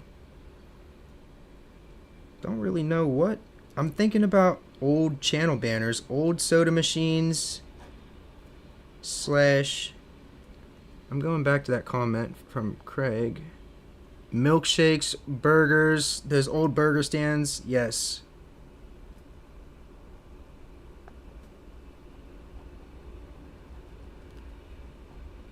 It can vision anything and turn it into an awesome profile picture or channel banner. It's amazing. You just give it a good old description of something and it's right there. Thank you, Joseph. Dave's not here, man. What year is the Libertad? It is in 1984. And you wouldn't guess who I got this thing from, man. Yankee Stacking. Of all people, this came from Yankee's collection.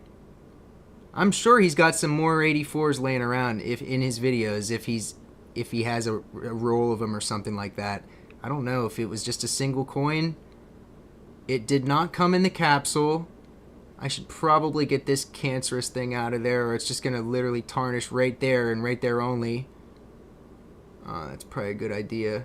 The space was bothering me. They're really small. If you get an older Onza, they're like a fraction of the size of the newer ones. I guess Mexico just realized, hey, like, we're going to get this standard coin going, which is the size of this capsule.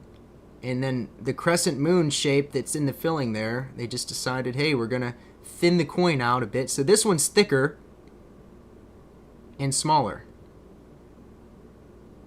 Fascinating. I love the design of the Onza. It is just an epic coin. I mean, how could one design a better coin than this right there? Even the thing that goes around on the outside is like so well done. I mean, it's like a pattern going the entire way around, wrapping to the mountains each side. When I was drawing coins, I'm going to start doing that again and posting them in the community tab. People really like those. I just got back from vacation and just haven't drawn anything. But I was really getting creative with my around the outside edge there on my coins. I got a few designs I want to show new subscribers. I really like drawing. And what my favorite thing to draw is seemingly coins with the channel name and like a really proper old cool design look. But my drawing doesn't go to full realism. It's kind of cartoonish in a way. That's the way that my art is, at least. I know who gave Yankee Stacking his first $2 super chat. Wow. Like in person? Like you know the person that donated to him first? Either or. Either on here or there. That's wild. I mean, seriously. And that's what someone's going to say about me one day, literally. They're going to be like, yeah, I remember his first donation. Was it really? How did you find him that early? Were you just watching him like a smaller channel and then he just blew up? I really want to know, did you see his process of him getting bigger? I'm very curious. If you can go into a little bit of detail about it, I'm wondering, like, how some of these people... Was it COVID that launched them into the stratosphere? Certain people's coins, like the Coin Channel, his content is addicting. It makes people look in their pockets for change. So that's why he blew up. And I'm wondering, like, Yankees blow up. I mean, he's at like 500,000 or right around 1 million, I'd imagine. I haven't checked. My goodness. Yeah, if you could explain a little bit about his rise, I would really be interested to know that. You knew him before he was at 1,000. So same with my channel. That's crazy. That's crazy that people will be out there like, you know, that some of my first subscribers will be telling me in the future, like, I was your first subscriber. Like, wow. That's mind-blowing. That's why I try to get these names down, man. 1955 Chevy Bel Air. Oh, that's a beautiful car, man. I saw one that was LS swapped, 6-gear cruising on the highway down in Florida.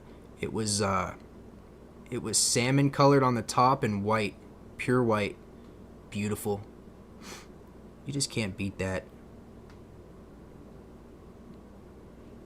Is he over a mil? Oh, he's over 150. I thought he was at 500,000. I don't know why I thought that. That's awesome. Yeah, see, it's really just a hop and a jump from 1,000 to 100. I mean, you're 100 times that. I mean, it is a big number now that I think about it. 150. I already thought about this. I'm like, yo, if all 1,000 of us damn near, if 900 of us were in one room, we'd be like, wow, there's a lot of people. You know? Think about that. It's already past a point where I can even fathom, you know? And any time past this, and it's just going to be decent, you know? It's going to be a good time. Just growing this channel and really just getting to know all you. Getting to know as many people as possible, seriously. I really don't have that many friends in my area. There's a lot of people that I shouldn't be friends with. And mainly family. So I mainly am just like a family man. It just as a dog that I stick with pretty much 24/7 by myself. And you guys are like the only people that I talk to. I don't even make phone calls anymore, really. It's like, you know, unless it's business or something like that. Or work or something like that. I'm not making a phone call. Or if it's family. Like, I don't know.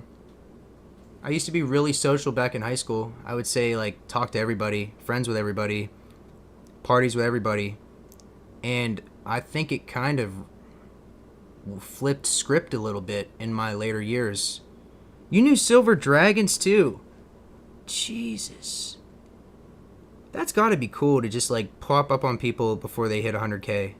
Like, you just popped up on me right when I'm at 900, you know? And I'll be at a few thousand, 3,000, 4,000 for a while, but boy, eventually we'll be up in the 10s, 15s, and 20s, and that's really a time to be there, you know? It's like, wow.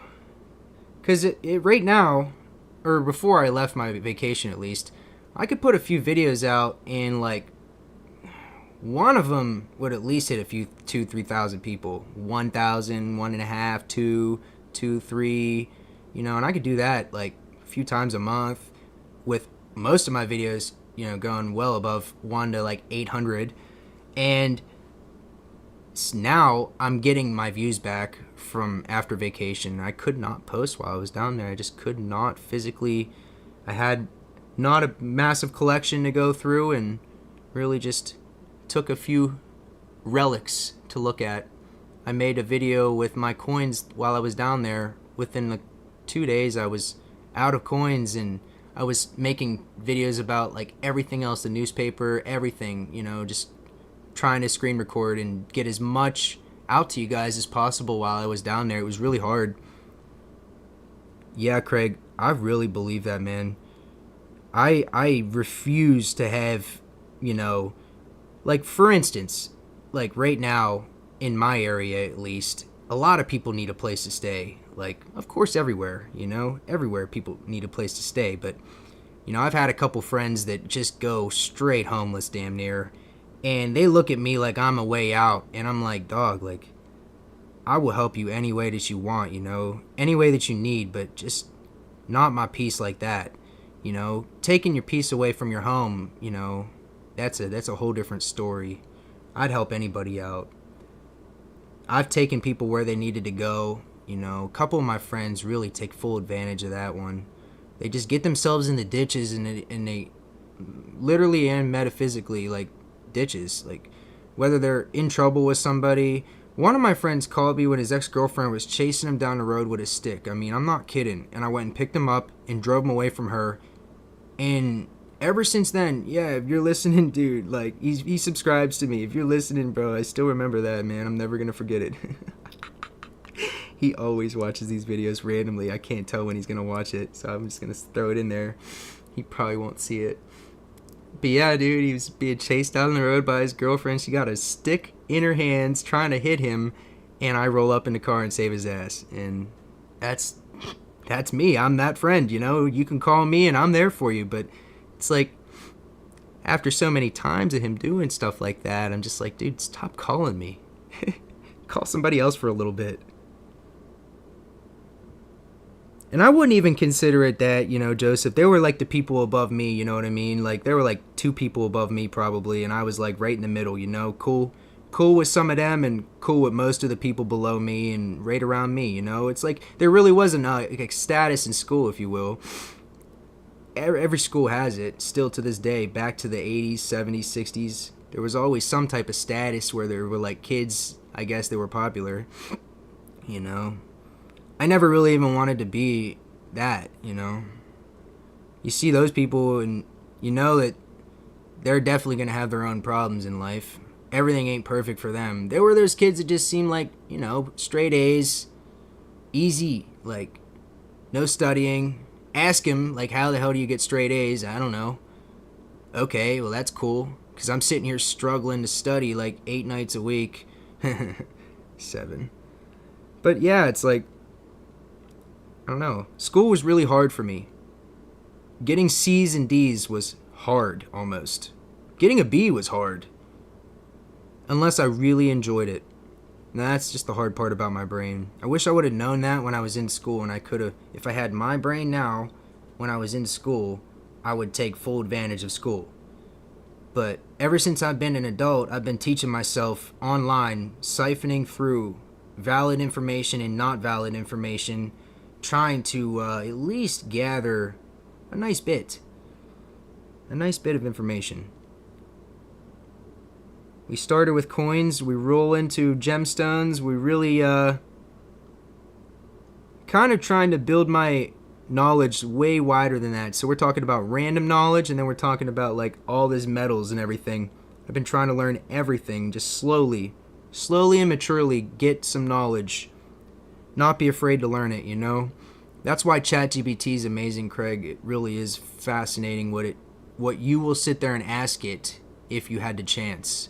Like conversation wise, work wise. Say you're an electrician. I know there's probably so many electricians out there that are just plummeting it with math. Like, here, do this for me. Do this equation for me real quick while I'm on the job, you know? Had a 67 GT350. Man, I start seeing Mustang and I get really happy. Sorry, Craig, I'm reading this. 68 GT500. Oh my God. And the market took them. Fudge. That's not good, man. That is not good. Those don't come back. What was the shape of them both? Was either of them really close to, getting there like mint, or we just talking, either way, beautiful cars. I'm just asking, I'm just going into a bit of detail. Man, that sounds amazing. And yeah, me too. I value my peace and serenity. Seriously, if anything's going to jeopardize that, it's got to be dealt with, And I guess that's why I'm alone, like, for real. Because the last couple relationships that I had were terrible, my guys. Like, they were terrible. I mean, like, physically let her in my house and now she owns the house and now she's trying to like kick me out of the house type shit. Like, we are like, it's like really wild what women will do nowadays, but I ain't gonna go into that. It's really wild how things go sometimes, and you really just sometimes, I guess, me personally, I needed to be alone to succeed.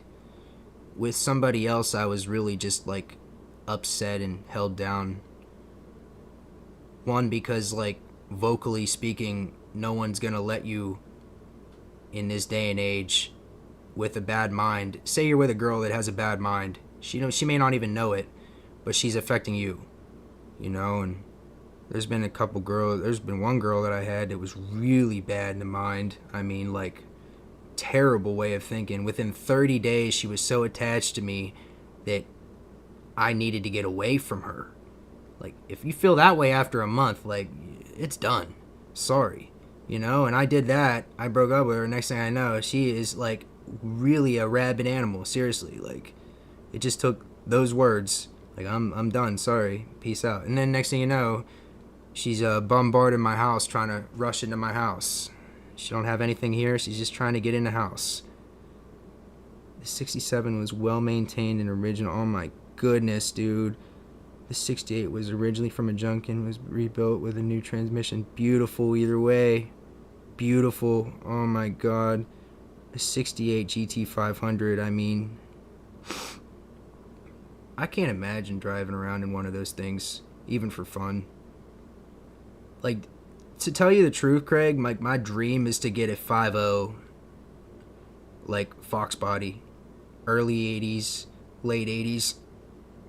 I mean, to have that motor, that big old motor in it, and to have that real light body, it's just killer.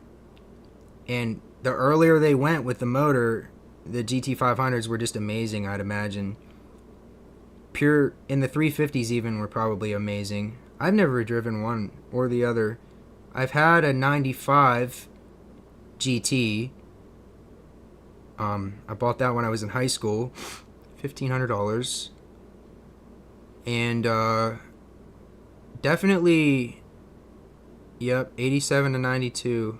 I love that they creeped into the 90s with them and almost kept them with the bodies, like 91, 92. Like, you can get the body style and the 5.0. I mean, I would take older all day, don't get me wrong. Simpler. But I do catch myself really liking the 92 to like 2000 body. Even the 04 Cobras, 03, 04 Cobras might actually be my favorite year of Cobra, And that's not even, like, we're not even talking about Super Snakes or anything old. I'm talking about, like, just mainly the, Cobra, the way they came out in the 2000s. When I see a pack of Cobras rolling past me, 4 or 5 deep, it rumbles the streets. 3-inch exhaust pipe. I think it might be 3 or 4 inch. Can't remember. 3, I think. and it's like wider diameter than most people's exhaust pipes. You cut that straight and it sounds like the most amazing thing in the world.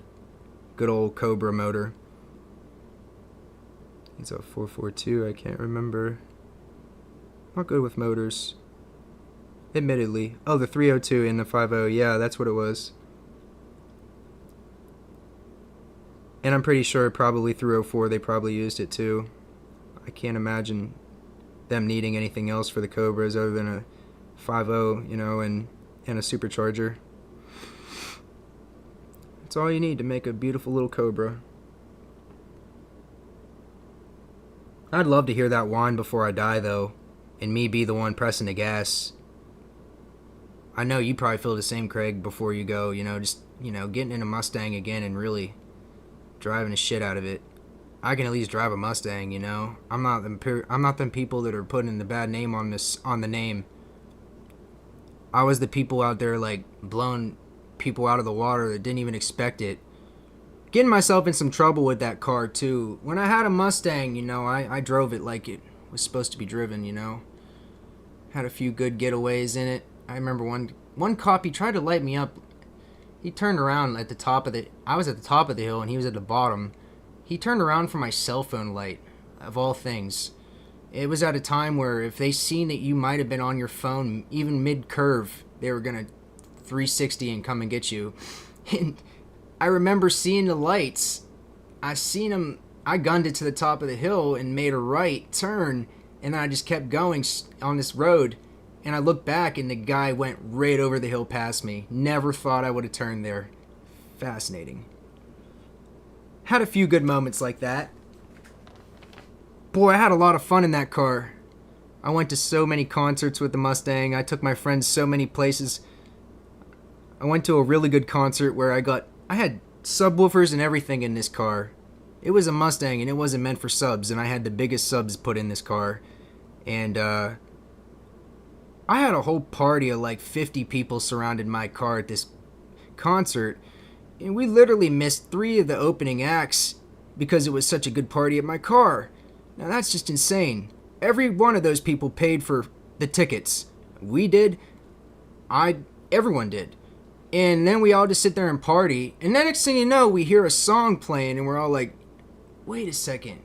We just missed 3 people. So we all decide to start walking in. Oh, that was a great time, man. Oh, yeah, dude. Can you imagine having a class? I can't imagine having a car to go to a car show. You know, like my bike's the nicest thing I got. Like, the Rocket's the nicest thing I got. The car, I got a Ford Taurus, you know. I got a nice Ford Taurus, dude. I just put an awesome system in that car, you guys. Holy mother of God. I went simple. Nice couple 12s and a 500 watt amp, and this thing pushes harder than anything I've ever heard. It's gonna take all my mirrors off. I'm gonna have to duct tape my mirrors up there just to get them to stay. It's that badass. And I mean, I honestly feel bad playing the subs around my neighborhood. I will go anywhere else to listen to music but here. I'm that kind of neighbor, you know. At least, you know, there's always those people that are gonna do it in their yard. Tune their subs, blast their subs, and that just makes for a bad relationship, you know. If you're waking your neighbors up at any given hour just for a little bit of bass, you know, you gotta think a little bit. I drive a 2-liter Ford Focus and I love it. Buying a Ford Falcon would have meant having no money. Exactly. Now you have a Ford Focus in silver and now you're working towards another car. You know what I mean? Like, it's like once you just find a way, you know, it's the way. I love it. You know, minimal. I used to just buy, Sunfire, Cavalier, Sunfire. Oh, I love a good Sunfire. Dude, I could fucking drive a Sunfire to the end of this earth. Flames and all going behind me. I'll take a Sunfire there. Give me studs and I can go to Antarctica. Some of these cars they made, good old 2.0, man, that's just, you can't beat it. You can't beat it. My last car was a 2001 SS. Oh my god, dude. Yeah, even having a Mero.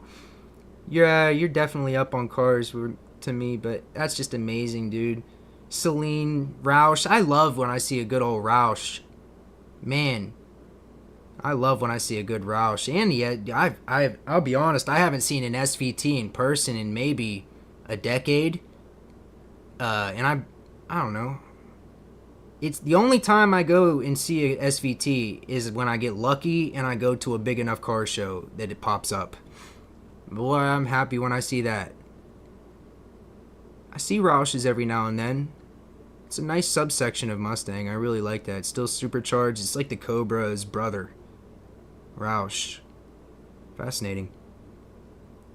And I guess all these guys really just needed to give a friend a name, you know? Like Roush could have been like his friend or a racer or something, you know? I don't know the story on Roush. If you do, Craig, if you know where that came from, I know it's someone's name, but the reasoning, if you know, I'm curious.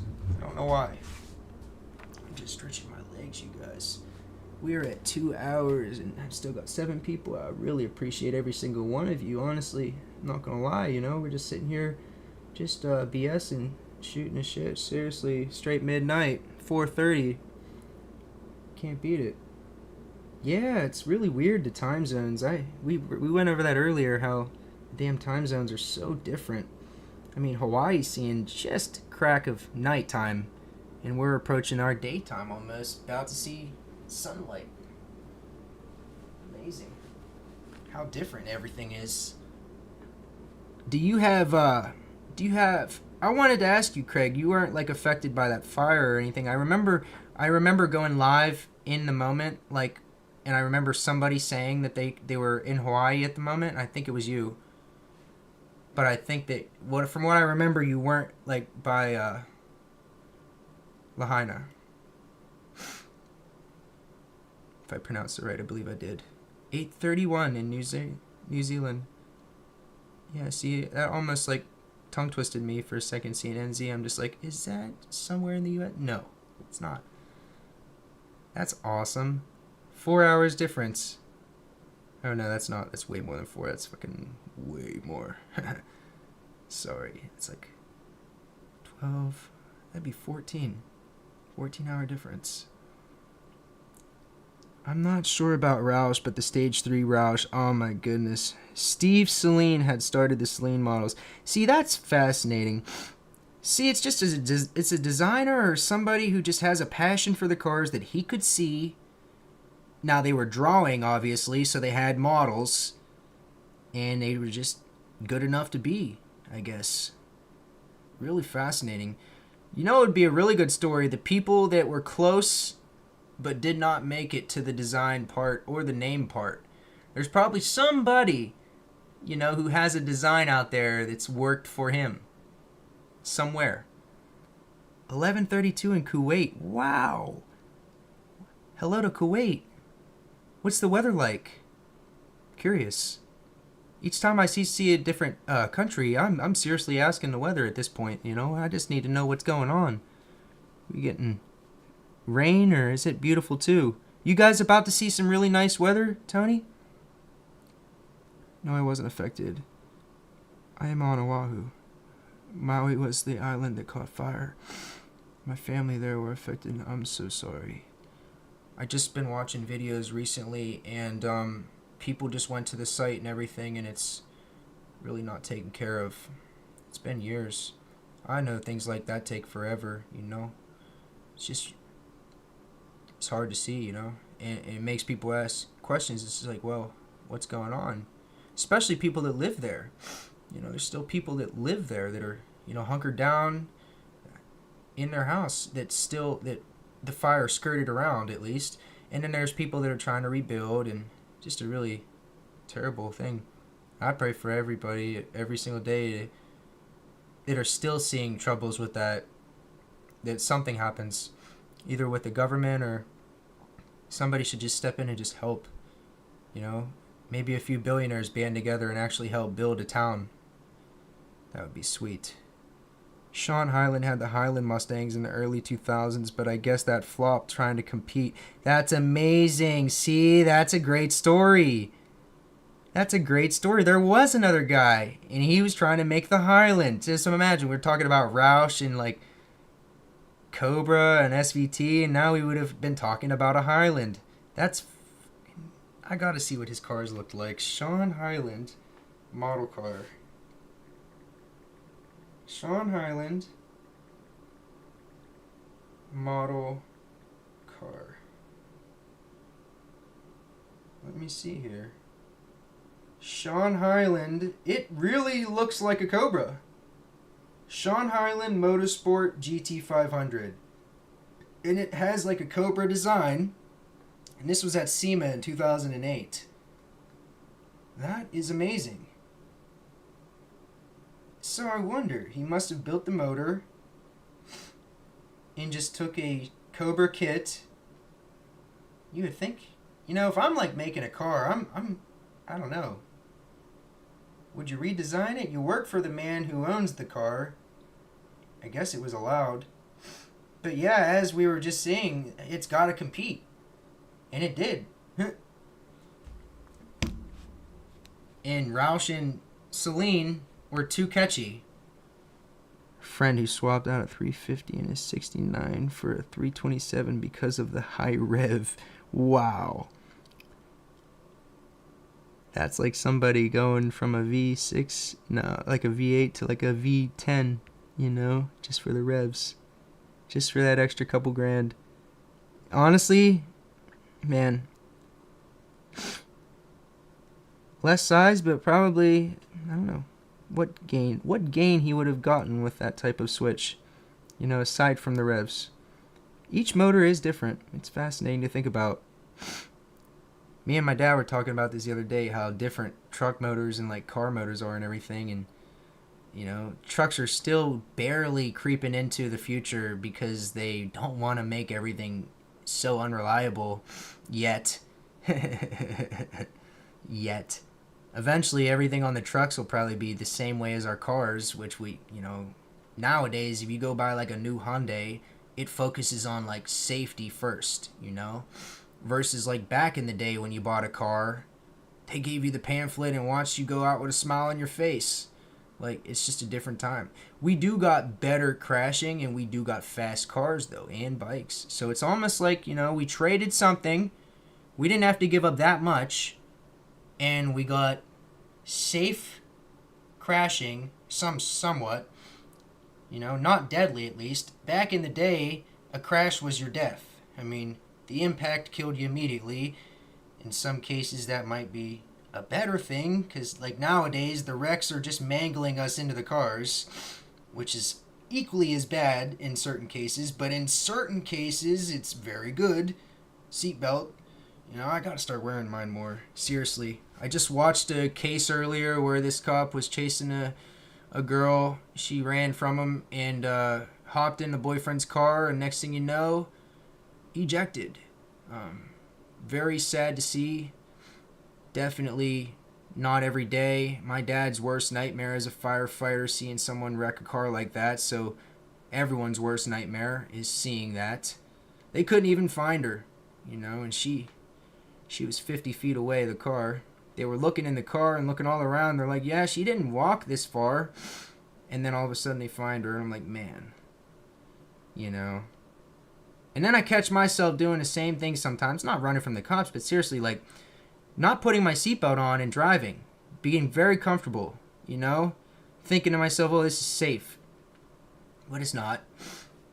It's never going to be safe. And also, it becomes unsafe very randomly. And the next thing you know, you're quite literally ejected from life. So that's been my thought recently when riding this super bike and with riding in my car is, how can I be safer, enjoy everything still, enjoy the bike, but be safe. Not go zipping around 120 all the time just because I can. 130, whatever the hell, 40, 50, 60. It's all the same, I had a unlocked Gixxer once that took me to about 185. And I was amazed at that speed. Couldn't believe it. Older bike too. Late 99, 2000. Gixxer 750.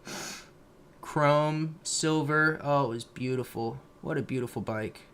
Full Yoshimura exhaust. I probably butchered that. Yoshimura. exhaust. It was locked up so long, its natural sound wasn't even available to me.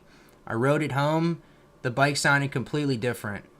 And then once I got on it and started really riding it each day, the full exhaust came back out. I guess when you let a bike sit for a while, it sounds a little odd when you start it, and it also doesn't have its full sound, like muffled, like the exhaust warm, working, just kind of been sitting there a while, and it sounds different. So I'm sitting there and I'm like, wow, this bike sounds completely different. Then I did a top speed pull on the damn thing. It was my first Gixxer, so I'm like, all right, well, if this thing goes this fast, then I'm going to go that fast, and I'll at least know if it will and what I should or shouldn't do, you know?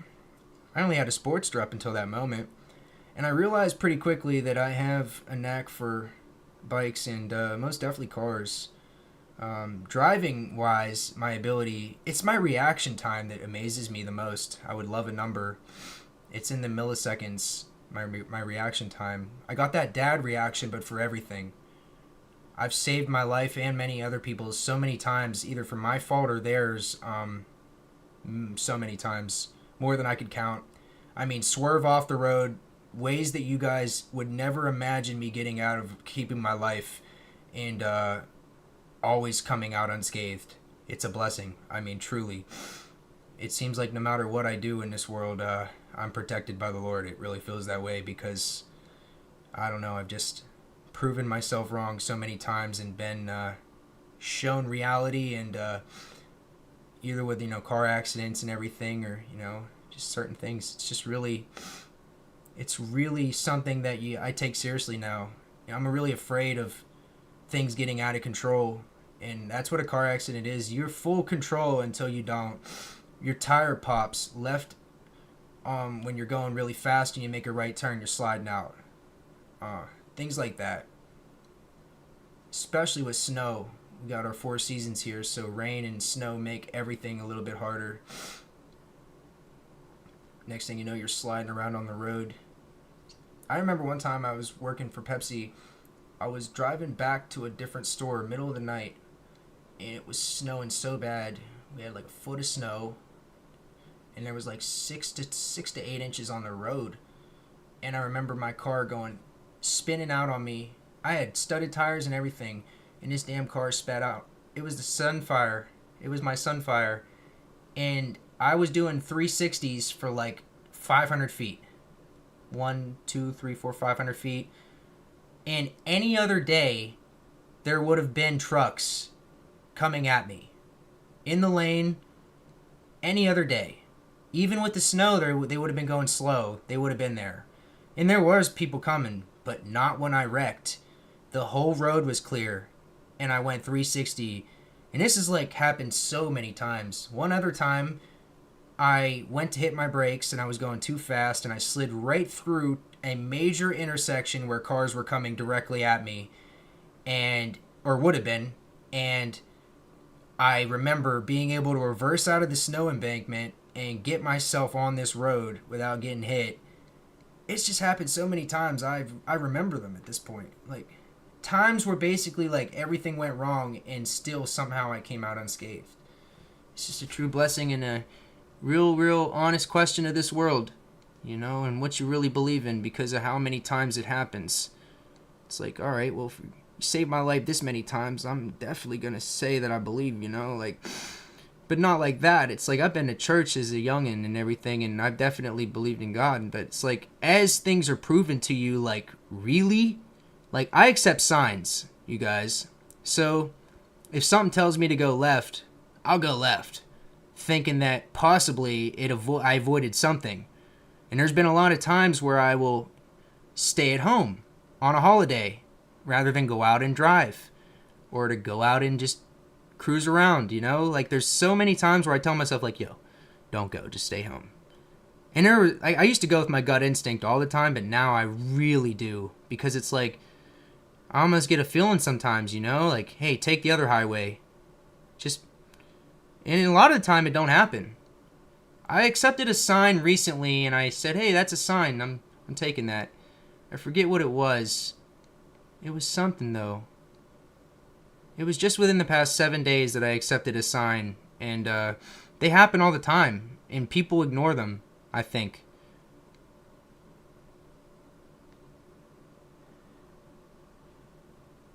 Haven't drag raced nor drifted in almost 20 years. Yeah, dude.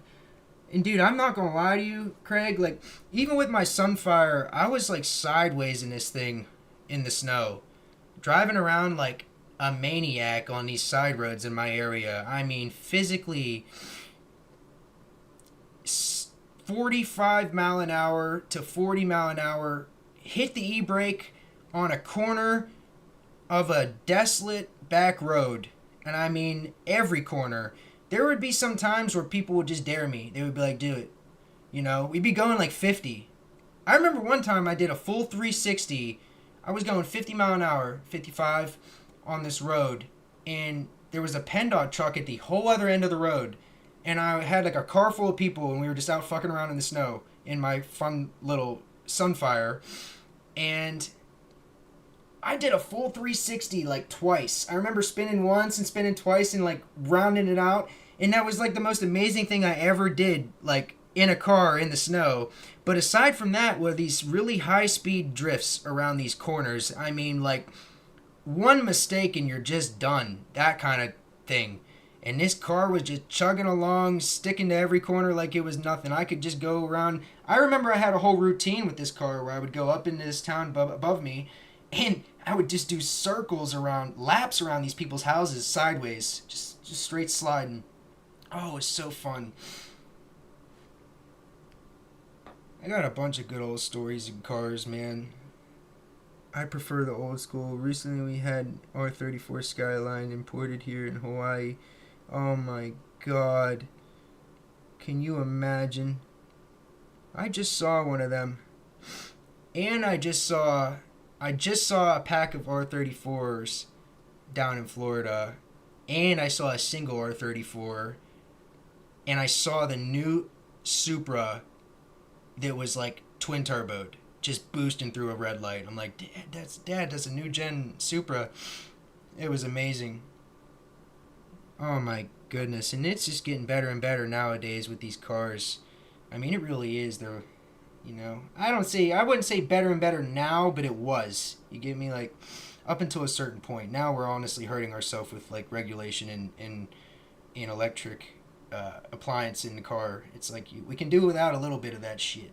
Like, you know, there's some stuff that basically they're putting into cars that we don't have to, and then there's stuff that we really need and they won't put in. It's like they're just trying to make money, and they're trying to get us to pay for the maintenance without going to a local garage, which is what they learned people were doing. And now they know that if it's so complicated, the local garage don't even want to fucking do it.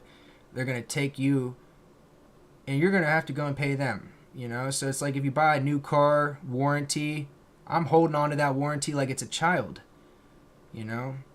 I'm going to hug it like it's a child. My bike, I had a year warranty on that, didn't do anything. Absolutely amazing what a year warranty is. It's like 12 months and you're gone. Like, don't even call us back. Everything's full price now, bud. But then I called up to another place and they were going to give me 5 years. I should have taken it because it would have added up to a lot of maintenance, oil changes and such. But hey, you live and you learn, you know? I'm so happy that you finally got the Nismo. Oh my god. That is amazing. And there was an 888 horsepower. Holy fuck. 90K. I mean, damn. That puts the hairs up on my back seeing the real price for them cars right now. Dude, for an 800 horsepower R34, like, you can't beat that. I don't think you could beat that. Maybe talk him down like 5K, but that he's probably going to ask for the full 90. Probably going to say no, you know.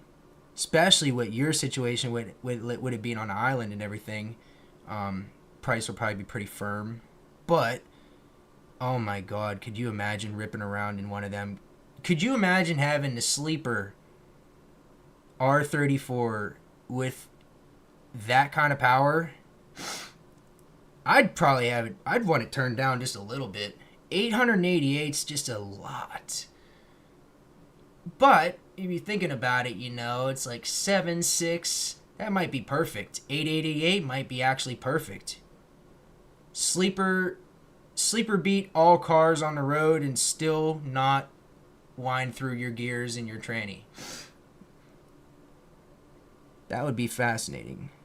I don't think I've ever known what it's like to even be in the car pulling like that.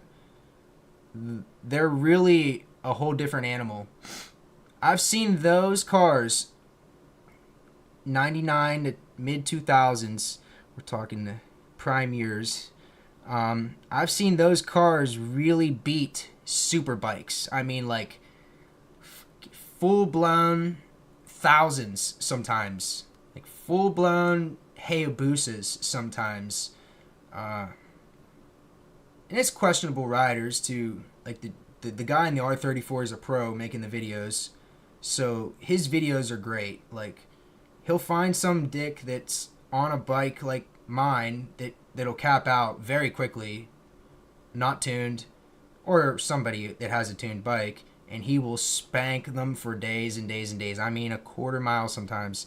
And it's like them sleeper Hondas, sleeper Civics, you never know when a twin turbo Civic's going to roll up, or a single turbo that's just really making power, and you're going to blow your doors off. It's like, I've seen a couple cars in my area. Man, I'm telling you what, really getting me, like, really making me feel like I want to race them, I haven't yet, though. I haven't acknowledged anybody's BS on the roads yet. It's hard not to, though.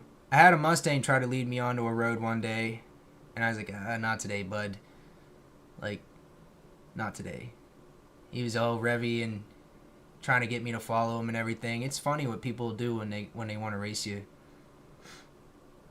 The only other real races I've been in, that silver bike. I had a kid fly by me on a bike one time with that silver bike, and it was the only time I ever caught up to him. And we lined him up at the next town and blew his doors off. Good old 750.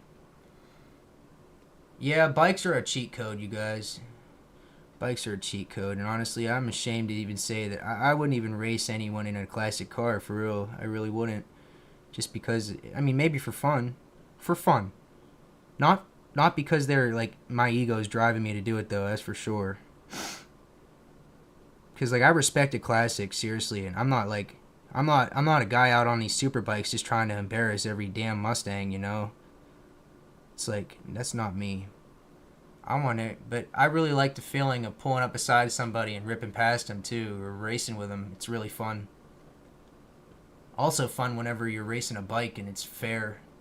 But most cars, like, power to weight ratio on my bike, or any bike for that matter, versus a car is unfair.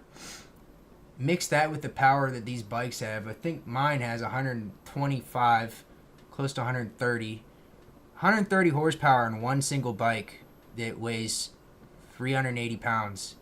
For something with me on it. That's amazing. Think about the weight ratio, and it's basically like a dragster, but legit, and not stretched out, and given to the public. Boy, it's really interesting that they gave us those bikes.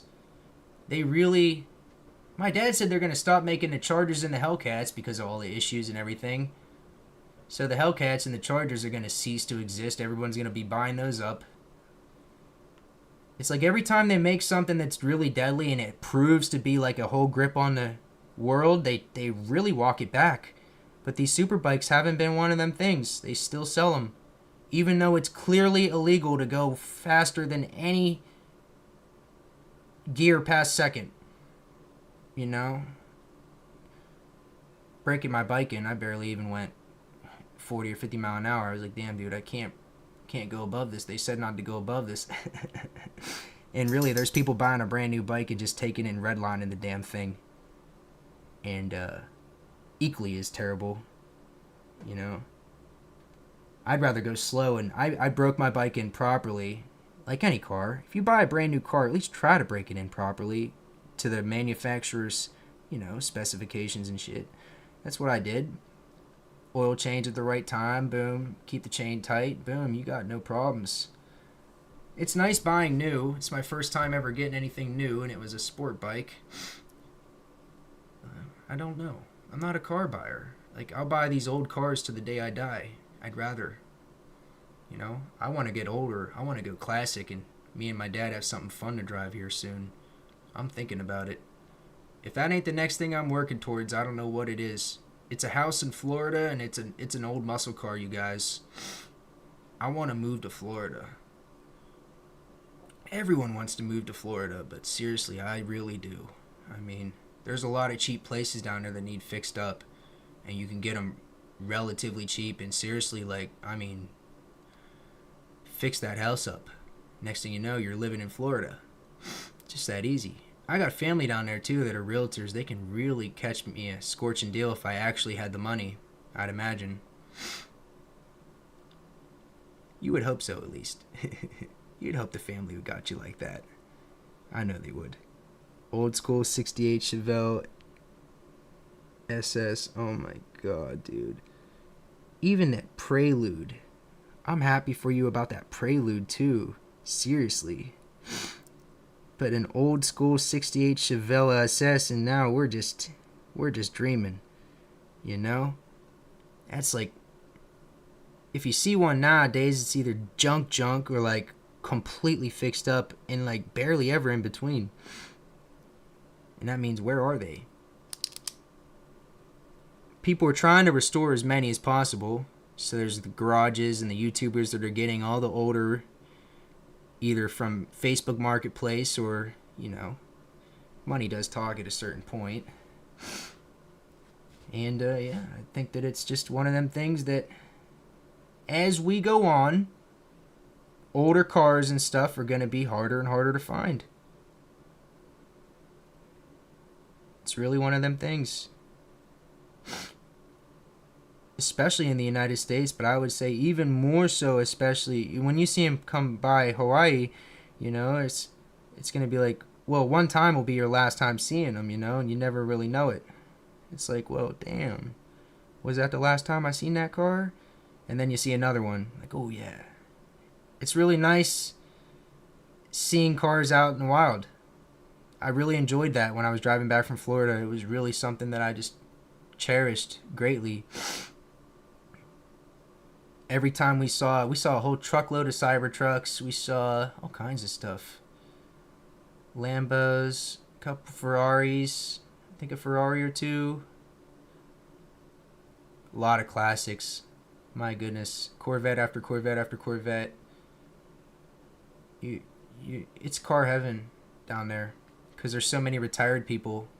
And they all got nice cars. I mean, just beauties.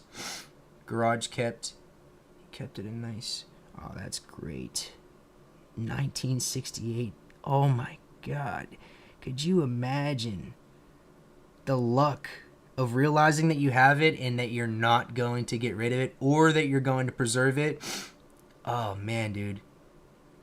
If I had someone in the family that had a car like that, I'd probably help them take care of it. That's how much I love preserving an old, relic. It's like getting a cover on it and just making sure it's good every year. Start her up and make sure it's good every year. It'd be like my Paps thing or something. If he had a classic, we'd be down there doing that. 68 SS, 2 Stingrays. Oh my god. One with a 350 SID and one his custom built 427. Oh my god. Can you imagine? Even stock, extremely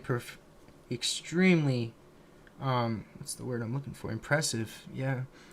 But then you talk about a switch, and we're talking about switching from cast to aluminum. That system, absolute amazing. Absolutely amazing. You really don't see. I know my one friend. His dad had a Stingray. I'm sure he still does. and a couple World War II vehicles, like a Jeeps. He has a Deuce. Oh man, I'd go over to his house and we'd be shooting an AK-47 out of the safe. Be like, yeah, I got an AK. I'm like, what? No, you don't. He's like, I'll show you it. All right, go and load the damn thing up and shoot it. Next thing I know, he's like, I got a Deuce. I'm like, what the fuck is that? He's like, come and see it. Big truck, huge truck. I'm like, wow. You know, just learning about this was so cool when I was younger. Like going over to a friend's house who had like, you know, a collectible car and everything like that. Man, Deuce and a Stingray. A couple other things too. Oh yeah, Willie's Jeep. A few people around me have old World War II Jeeps. I just really think that's awesome. How they kind of spread out, you know, to like collectors, but are still somewhat in this area. There's got to be a lot of them out there. A lot of people that have those little old Willie's Jeeps, World War II paint. And now it's crazy because we're in the midst of the beginning of World War III. And from what I've seen recently, we're about to fight Russia. I guess from what I was understanding of this, I didn't know what our superpower was. I just knew it was either China or Russia. And apparently it's Russia, because I just read a headline 5 hours ago, something like that, that said how we are preparing to fight Russia. And then it said through these places. And I can't remember the places. There were like 3 to 4 places that are new to the fight. And we are and that's the one thing that we were just hearing about them sending $1 billion over for. They're funding that. So yeah, we are officially involved, I would say, and it's officially begun. It's been begun, but anybody who didn't know, yeah, we're definitely in the beginning of World War III, beginning stages. We're officially funding everything, making it worse, and now we're about to be boots on the ground eventually. We definitely got drones up, and we definitely got Navy warships and everything under the sun out. So we are definitely out. Don't get anything wrong about that. We are definitely at war right now. And we'll see how it affects our economy as the years go on. If we can keep up with it. If Biden could just hand out 900 billion, 900, a billion, however many hundreds of billions, whatever. 90 billion, whatever. It's a lot. All I know is it's a lot of billions. And if we're just going to be fighting the good fight, and let's see, yep, Ukraine, Israel, and Taiwan. Yep, that's exactly the 3. That's exactly the 3. Yep. And my whole thing from the start was like, okay, well, you know, if we just didn't send all the guns and the bullets over, they would either be taken over or something different would have happened. Don't get me wrong, and it would have been bad either way. But either way, a lot of lives are going to be lost, and once we get involved, it ain't ever stopping, as we all see with Iraq and everything. Just not going to stop. We'll go and fight the good fight pretty much until it's too long, until people are like, yo, just bring our kids back, please. I'm afraid to see a draft. I'm young enough, they probably try to draft me still. Just getting into my 30s and my 40s. I don't know. They might want someone in the 20s, hopefully, but yeah, definitely my age would definitely be right there at the cutoff point. I definitely don't want to be seeing that. I'd like to stay here if I could. Don't really want to go and fight the good fight right now. Or anytime soon. Talk about, you know, witnessing some problems in 2024. Like, man, I'd be seeing people, you know, giving into drones. Like, please don't kill me. If you think we are sending cash, oh, they're definitely sending money as well, but the items that are valued as cash, David. I mean the big number on the screen, family, not what we end up sending. I don't know what we're sending a lot of aid. Get me, you know? I don't think we're sending bills to them. I think it's costing us a lot. And the number is plastered all over the screen like they're proud of it whenever they do it. Like, hey, we're just sending this. In aid, that's what they call it. Aid. But still, you know, I personally think that, yes, we have an obligation to certain people based on our agreements and such, but we're basically funding the entire thing, I would say. Unless every other country's doing the same thing, which they are, to their own enemy, or to their own enemy, it's going to look like the same thing. But every person is particularly involved monetarily, boots on the ground, and with the ships and stuff and all the bombs and everything. See you, Craig. You have a great night, bro. Yeah, seriously, it's really just one of them things, you guys. Yeah, we've honestly went way too long. 2 minutes, 2 hours 35, and we still got 4 people up in here. I really appreciate every single one of you. Yeah, it's time for me to go too. I really appreciate every single one of you, and anybody who watches this afterwards. I can't imagine anyone's gonna watch the full 2 hours, but they'll definitely watch a few minutes of it. You know what I mean? Most people will just glance through and scroll through or whatever, but I appreciate you guys. You are really the real ones. And I won't ever forget you. I promise you that much. Once I see a face or a name, it's like I'm even remembering stuff people are telling me. Like Craig's telling me stuff from like months ago that I'm still remembering and asking him about tonight. So it's like, yeah, people get in chat, and next thing you know, I'm friends with them and I'm asking them how their life's going pretty much. It's really nice. Really showed me what this channel could be in the smallest form up until the greatest amount. Really appreciate every single one of you. As always, I'm Surfin Silver, and we'll see you soon. Peace out, family. Have a great night and a great Friday.